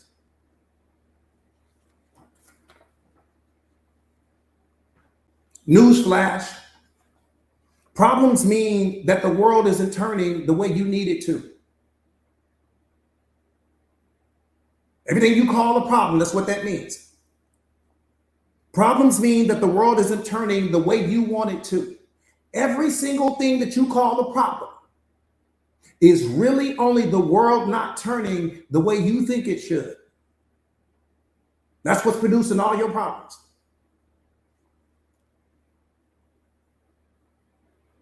If you identify with your physical problem, if you identify with your physical body, you have a problem. If you identify with your ego, you have a problem. If you place expectations on other people, you have a problem. If you are still living out of your programming and conditioning, you have a problem. What you call a problem is really your own expectations not being met.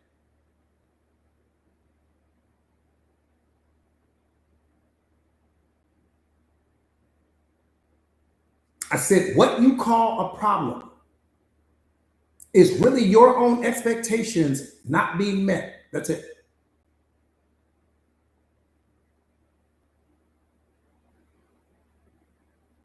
That part right there, Red. That part right there, beloved.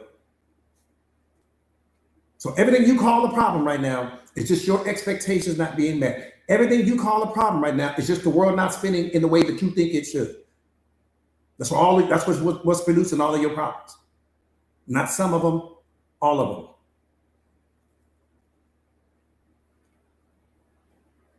What you call a problem is just life not going the way you think it should, so you label it as a problem.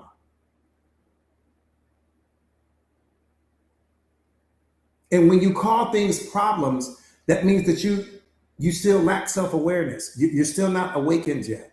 Because again, spirit doesn't have problems, beloved. Spirit doesn't have a single problem. Spirit came to solve problems.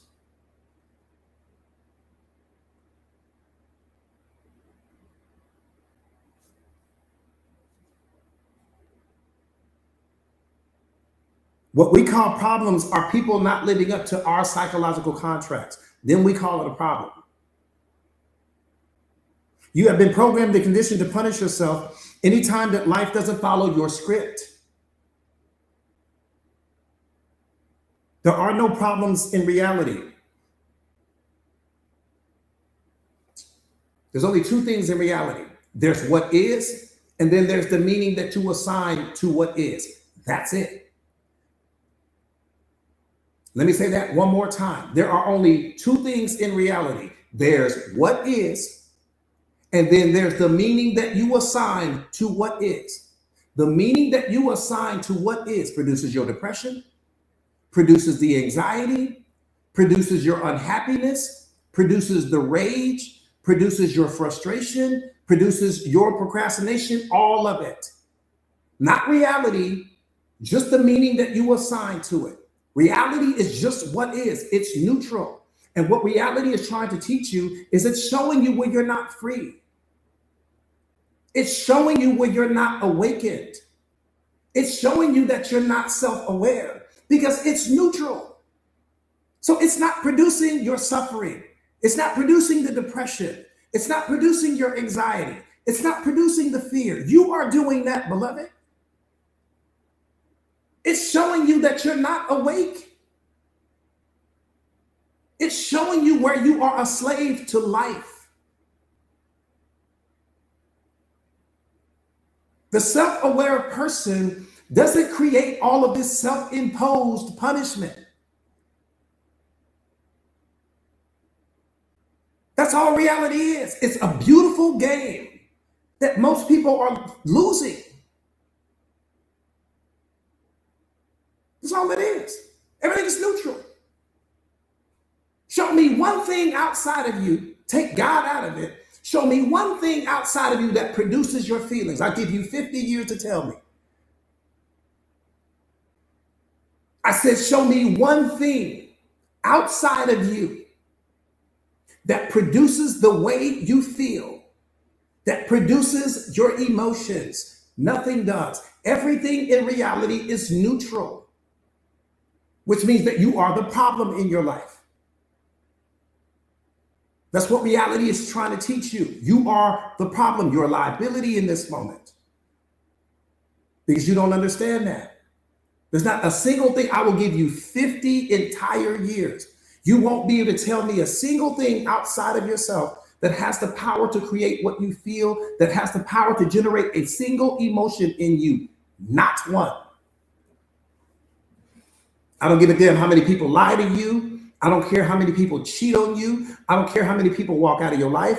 I don't care how many people don't validate you. I don't care who's not choosing you. None of those things produce your emotions. None of those things have the power to produce your feelings. The meaning that you assign to those things, the story that you create around those things is what unlocks and generates your feelings and emotions. Nothing else. You're in a master class right now, and you don't realize that. You are in a master class as we speak. Whose master class is it? God's.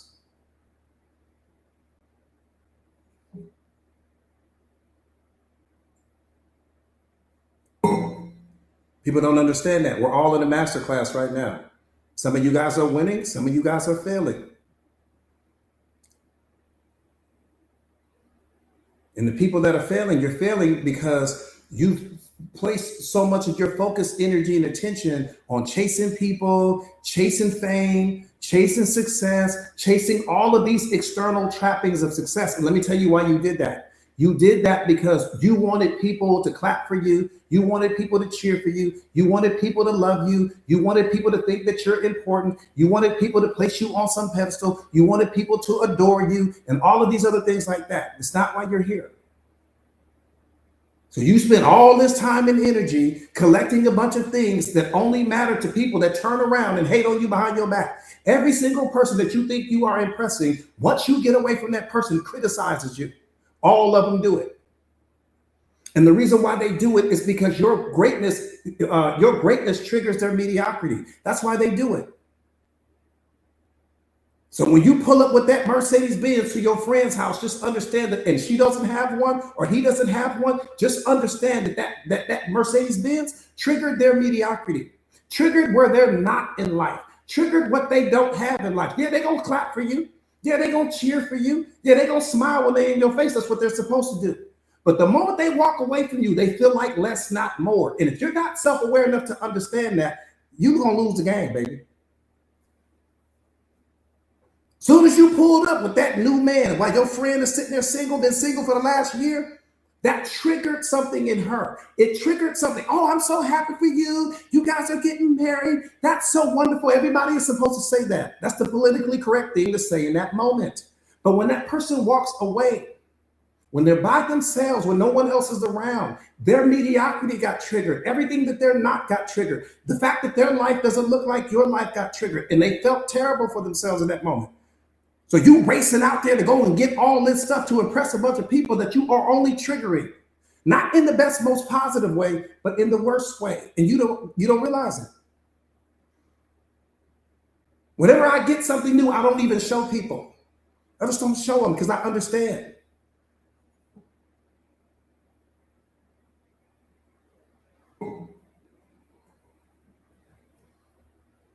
I get it.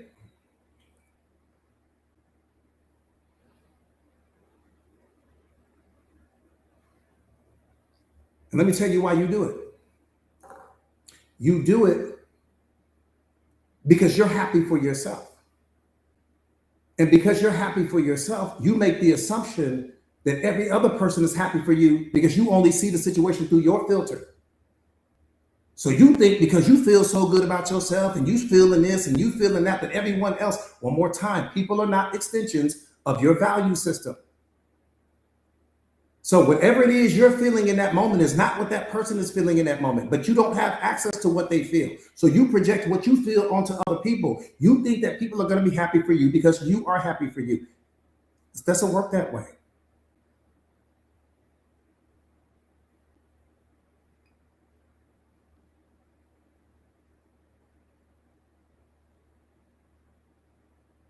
I'm telling you, Kev, I'm going to tell you when people will be genuinely happy for you. When they get exactly what you got at the same time that you get it. So if that person gets a new car, when you get a new car, they're going to be just as happy for you as you are for them. If that person gets a new house at the same time you get one, same thing applies. If that person gets a new relationship the same time you get one, same thing applies. If that's the situation, then that person will be happy for you in that moment. Why? Because life is going the way they need it to go for them at the same time. But if it's just working for you and it's not working for them, you trigger something in them. I'm telling you, I didn't master life. I got this thing mastered. I understand exactly how people work.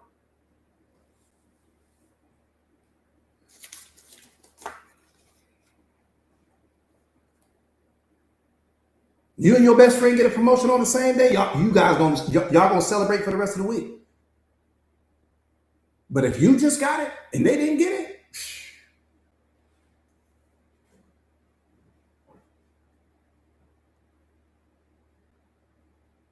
I'm gonna just let my silence talk.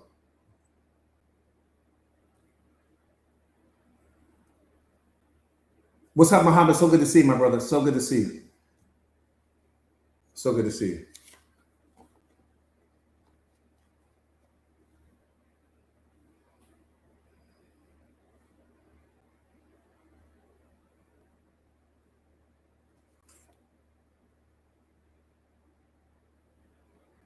I think what's important for us to understand again, you've been programmed and conditioned to upset yourself anytime that life doesn't follow your script. And if you're doing that, it's an indicator, to Red's point. If you're doing that, that's an indicator that you're not self-aware, because you're punishing yourself. If I'm self-aware, I understand that I give meaning to life. I understand that my stories create my emotions. I understand that the way I define life creates the way I feel. I understand all of that. But I also understand that everything outside of me is neutral.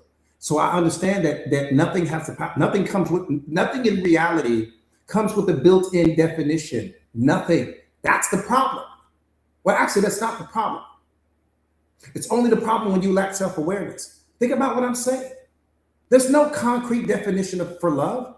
There's no concrete definition for success. There's no concrete definition for happiness. Everyone is walking around with a different definition, because the reality doesn't come with a built-in definition. God gives you the ability to give meaning to it. That's what makes you powerful. The fact that you have the power to give meaning to anything you want, any meaning you want. Even the most negative thing in the world, you can give it a positive meaning so you don't have to feel negative in that moment. That's what self-mastery is about. Why would you give a negative meaning to something that's only going to punish you in that moment? It's not going to punish the person. It's not going to punish the situation. It's only going to punish you. I'm powerful. I got a PhD, but you're punishing yourself every day. I got an MBA, but you're punishing yourself every day. I got a Harvard degree, but you're punishing yourself every day, beloved. Give a damn what them certifications are talking about. If you're punishing yourself every day, spiritual intelligence has nothing to do with your education. That's the problem, because we go out and we get some worldly education. We think that transfers over when it comes to spiritual intelligence, and it doesn't. I got people with PhDs walking around chronically depressed, because we don't understand that everything outside of you is neutral and you give meaning to that. And that's a beautiful thing when you sit and you really think about it. God loves you so much.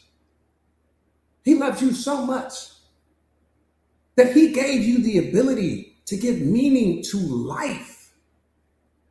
Think about what I'm saying. Nothing in the history of this planet is more important than life. He loved you so much, he gave you the ability to give meaning to life. Damn. I don't know what is more powerful than that. I really don't. I just don't. And he did that so that nothing would have the power to hurt you. You are the one hurting you. The relationship's not hurting you. You do that. The person walking out of your life doesn't hurt you. You do that. The person that criticized you didn't hurt you. You do that. Meaning comes from you.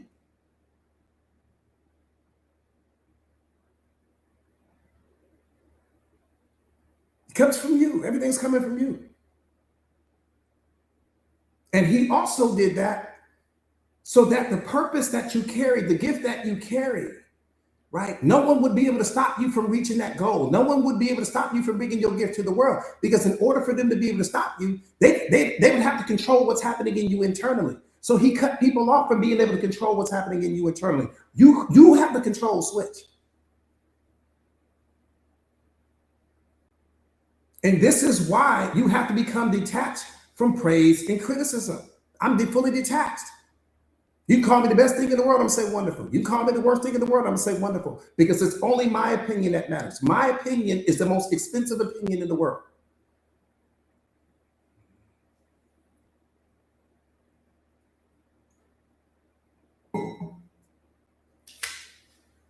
I told you guys, the most expensive thing you own is your opinion of yourself. It's the most expensive thing you own. It's the greatest asset you will ever have. Your opinion of yourself matters more than anything else, because everything comes from that. Everything comes from that. If you got a high opinion of yourself,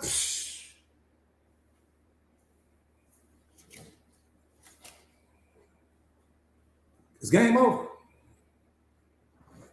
Low opinion of yourself, toxic relationship. Low opinion of yourself, staying in relationships past the expiration date. Low opinion of yourself, walking on eggshells. Low opinion of yourself, tolerating disrespect. Low opinion of yourself, showing up small.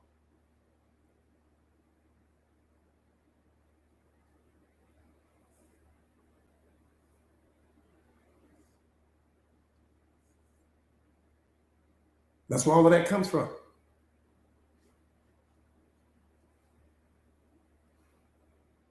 See, you got to understand value. Value means rare. Value means that there is something about you that is completely different than anything you can find in someone else. That's value.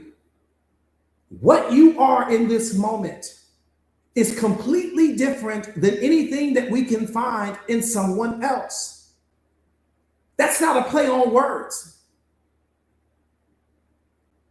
That's where your value comes from. Value means rare. That's what makes the Mona Lisa painting so expensive. It's rare. We get one. And you are infinitely more powerful than that painting could ever be. But when we don't carry ourselves that way, when we don't move through life that way, then we allow other people to appraise us how they see fit. And then you lose all of your value. And we say things like, I know I'm rare, and I know I'm a one of a kind, and I know I'm this, but then we get in these situations and we don't really reflect that. All of that goes out of the window. We forget about all of that. The moment somebody breaks your heart, you forget about all of that. The moment somebody stops showing up for you, we forget about that. We forget about how rare we are. We forget about how special we are. We forget about all of that. We forget about the relationship with God. We forget about all of that.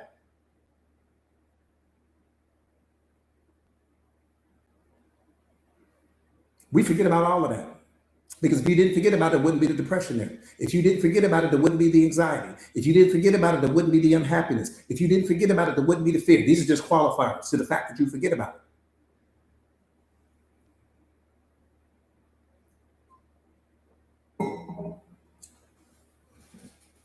Just little tiny qualifiers, just to qualify the fact that how quickly we forget about it.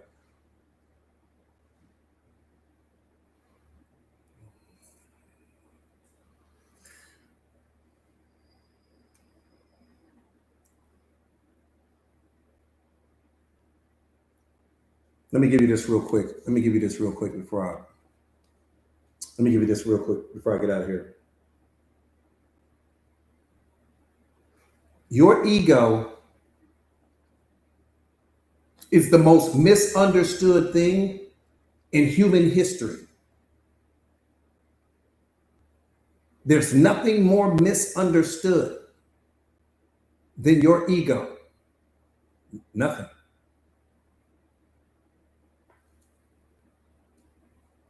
And if we understand it correctly, it would instantly become the solution to the world's problems. Instantly.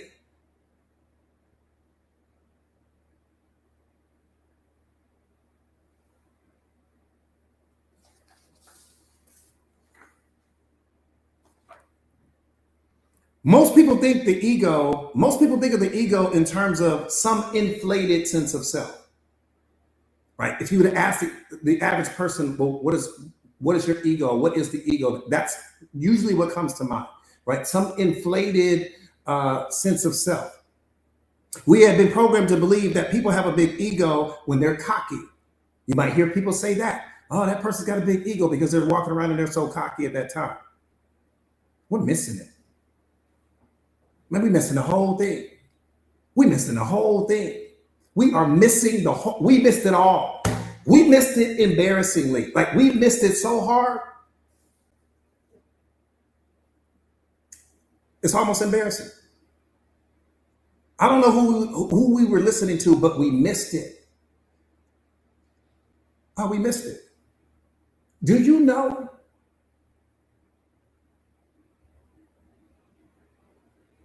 Did you know that the greatest gift ever given to you was your ego?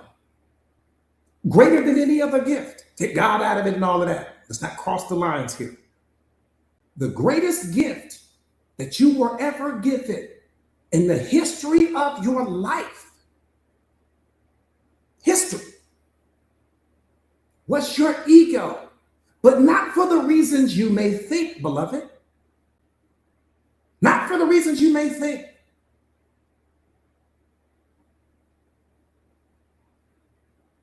But it was for training. It was for training. That's what it was all about. It was for training. Let me tell you what connects us all right now. Love, kindness, compassion, understanding, empathy. These are all fruits of the Spirit. Your spirit carries certain fruits that are just innate within spirit. We all have that. So the ego is the one thing that has the power to stop that. So self-awareness is about you gaining mastery over the ego, that you tame it. That's what it was all about. And every single person would have that internal battle. And the reward for that internal battle would be the spiritual awakening. Because the ego will stop you from giving compassion. The ego will stop you from giving love. The ego will stop you from giving joy. The ego will stop you from giving peace. It will stop you from giving certain things. And so you master it. And so you tame it. That's the reward for you getting that spiritual awakening. That's the reward for you becoming the most powerful version of yourself. Think about what I'm saying. What would be the purpose of life if there were no obstacles to overcome? If there were no challenges, if there was nothing that you had to defeat. So God put that internal enemy in you, not some external enemy. That's not what you're going up against. You're going up against yourself. You compete against you. Conditional love versus unconditional love. Because your ego keeps you limited. It only allows you to give conditional love. You be nice to me, I'll be nice to you. You say hi to me, I'll say hi to you. You show up for me, I'll show up for you. You do this for me, I'll do this for you. All transactions. So you needed something to slay. And so he gave you something. Can you enjoy your life if you have that ego? Absolutely. He made sure of that. He meaning God. So you can still have an amazing life, but you won't have the awakening. That's what it was all about. And what's beautiful is that my ego and what I have to deal with is not the same as you. So every single person would have a battle unique to you, unique to your temperament, unique to the drive in you, unique to your motivations, unique to your upbringing, unique to all of the experiences that you've had, unique to you. And the only thing that you would need is burning desire to become something greater than you are right now. Burning desire to become something greater than you are right now. So your spirit needed to be exposed. See, all of the pain in your life is what pushes you to your spiritual awakening. All of the suffering in your life is what pushes you to your spiritual awakening. But once you get to that moment where you're getting ready to start the journey to your spiritual awakening, your ego gets the biggest. It's the strongest at that time. But you need it to be, because that's what's going to make that spiritual awakening so beautiful for you. That's what's going to make you appreciate it. That's what's going to make you celebrate it. Not because you competed against me, not because you competed against the people at your job, but because you defeated yourself. You got past you. The only obstacle in your life is you. You are the obstacle. You are the mountain. You are the dragon that you have to slay. It's you. And that's the most beautiful thing in the world. But we've been looking at the ego through the wrong filter. Totally got it wrong. So one more time, most people think of the ego in terms of someone with some inflated sense of self, right? We've been programmed to believe that the ego, that people that are cocky have a big ego. We get that part. People think that somebody has a big ego when they're arrogant. We've heard that before. Here's the problem. Your ego has convinced you that it's your I, right? It's convinced you, and your I meaning the spiritual being, right? So when you say I have a problem, or I am unhappy, or I this, what you're really talking about is the ego. What you're really speaking of in that moment is your ego. You're not speaking the I meaning your spiritual essence, because you haven't awakened yet. You're not that version of yourself yet. So what your ego does is it creates a false sense of self in you. That's what it does. It makes you, so when you're saying I, you're really talking about the ego. You're not talking about your spiritual awakening, because you haven't had it yet for most people. And this is the number one problem that our entire world is dealing with. And it's the source of all of our problems. Here's something that you may not know. A person with a deflated ego, catch this part.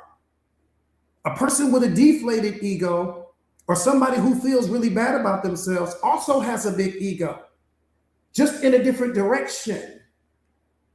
So that person that's walking around with a deflated ego, that person that's walking around feeling like they're not enough, has a big ego as well. Just in the opposite direction. You got one person on this side that thinks that the world spins, turns, and revolves around them. You got one person on this side that doesn't think they're worthy of anything. Both people are suffering from ego, just on opposite ends of the spectrum. So if you feel like you're not worthy, you feel like you're not enough, you feel like you're not lovable because maybe you're just coming out of a bad breakup, you have a big ego as well. Just the same as that person that thinks the world spins around them.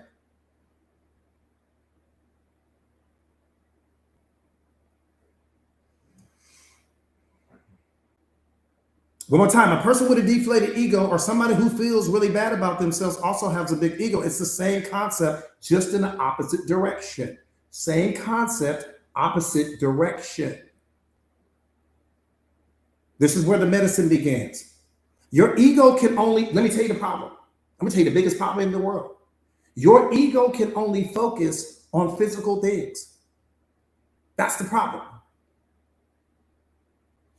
One more time. Your ego can only focus on the physical world, not the spiritual world. So you're a spiritual being, but your ego has you focus on the spiritual, on the physical world. That's the problem. So all your problems is coming from. That's the agenda of your ego, to keep you focused on physical things, even though you are a spiritual being. Think about what I'm saying. That's what the spiritual awakening is all about. It's about dissolving the ego, dismantling the ego, slaying the ego. That's what's keeping you stuck.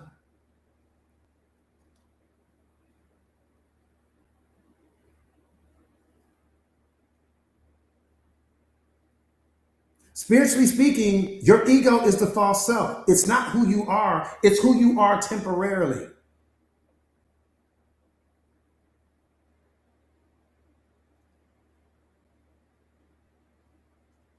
No, your ego doesn't keep you alive.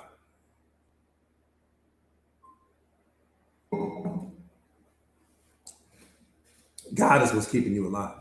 Consciousness is what's keeping you alive. Don't ever forget that. What's keeping you alive is consciousness, not your ego.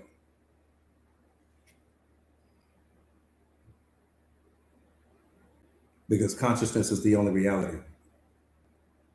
There is no other reality outside of consciousness, period. Everything exists in consciousness, including your ego. Everything appears in consciousness, everything. Ego appears in consciousness. Anything that can be observed, you are not. So if you can observe your physical body, you are not. If you can observe your thoughts, you are not. If you can observe the ego and all of its activity, you are not. If you can observe the depression that you have, you are not. Anything that you can observe, you are not. You are subject. Ego is object. Don't ever get that confused.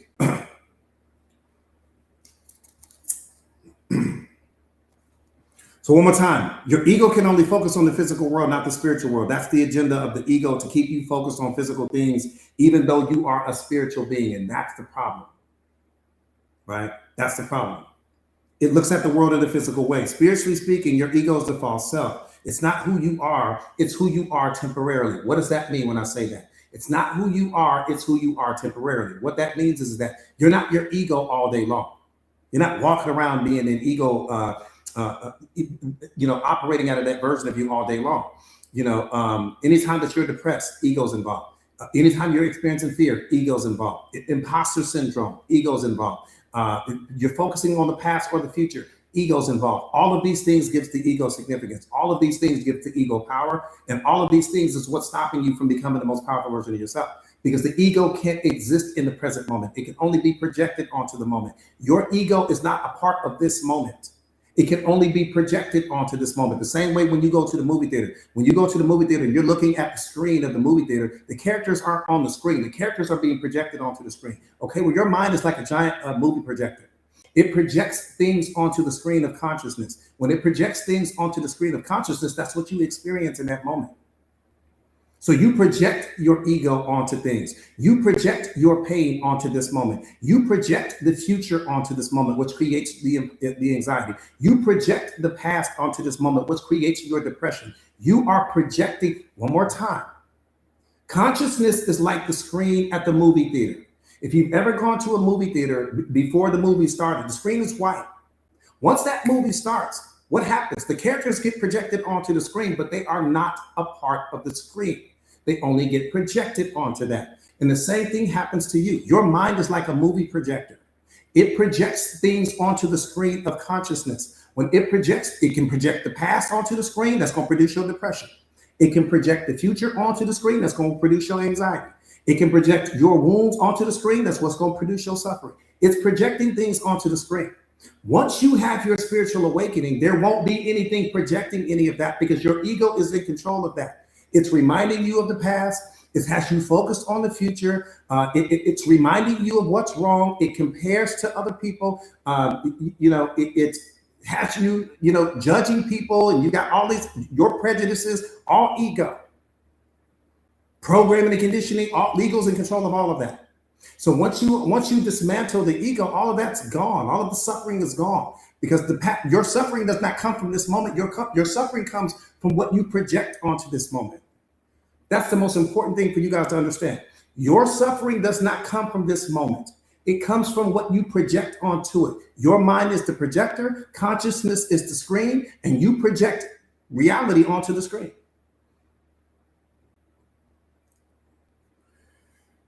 All right, I'm gonna set my mic down right there. This piece on the ego, you guys, I will put it inside of the community, because it's more to it. It's more to it than that. But I'm just gonna set my mic down right now on that. So you guys will have it. And then once you guys have it, you guys know what I do, leave a voice. Fernando, you're welcome, my brother. Absolutely, Brenda. It's heavy. The ego piece is heavy, and I want you guys to gain mastery over that. Once you really gain, again, you can only change what you acknowledge needs to be changed, right? Anything that you are unaware of, you're a slave to. And so once you understand the ego and its role and all of that, and how everything is showing up in your life, it's easy to gain mastery over it. It's easy to gain mastery over it, but everything is going to come with repetition, right? And so that's critically important. Aside from that, that's pretty much it. Let me see how many new people we have on here. Type me in the comments real quick if this is your first time on a live stream with me.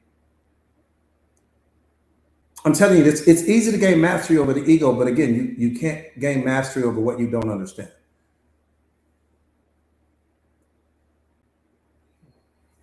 Okay. Third time, love it, love it, love it, love it, love it, love it, love it, love it, love it, love it, love it.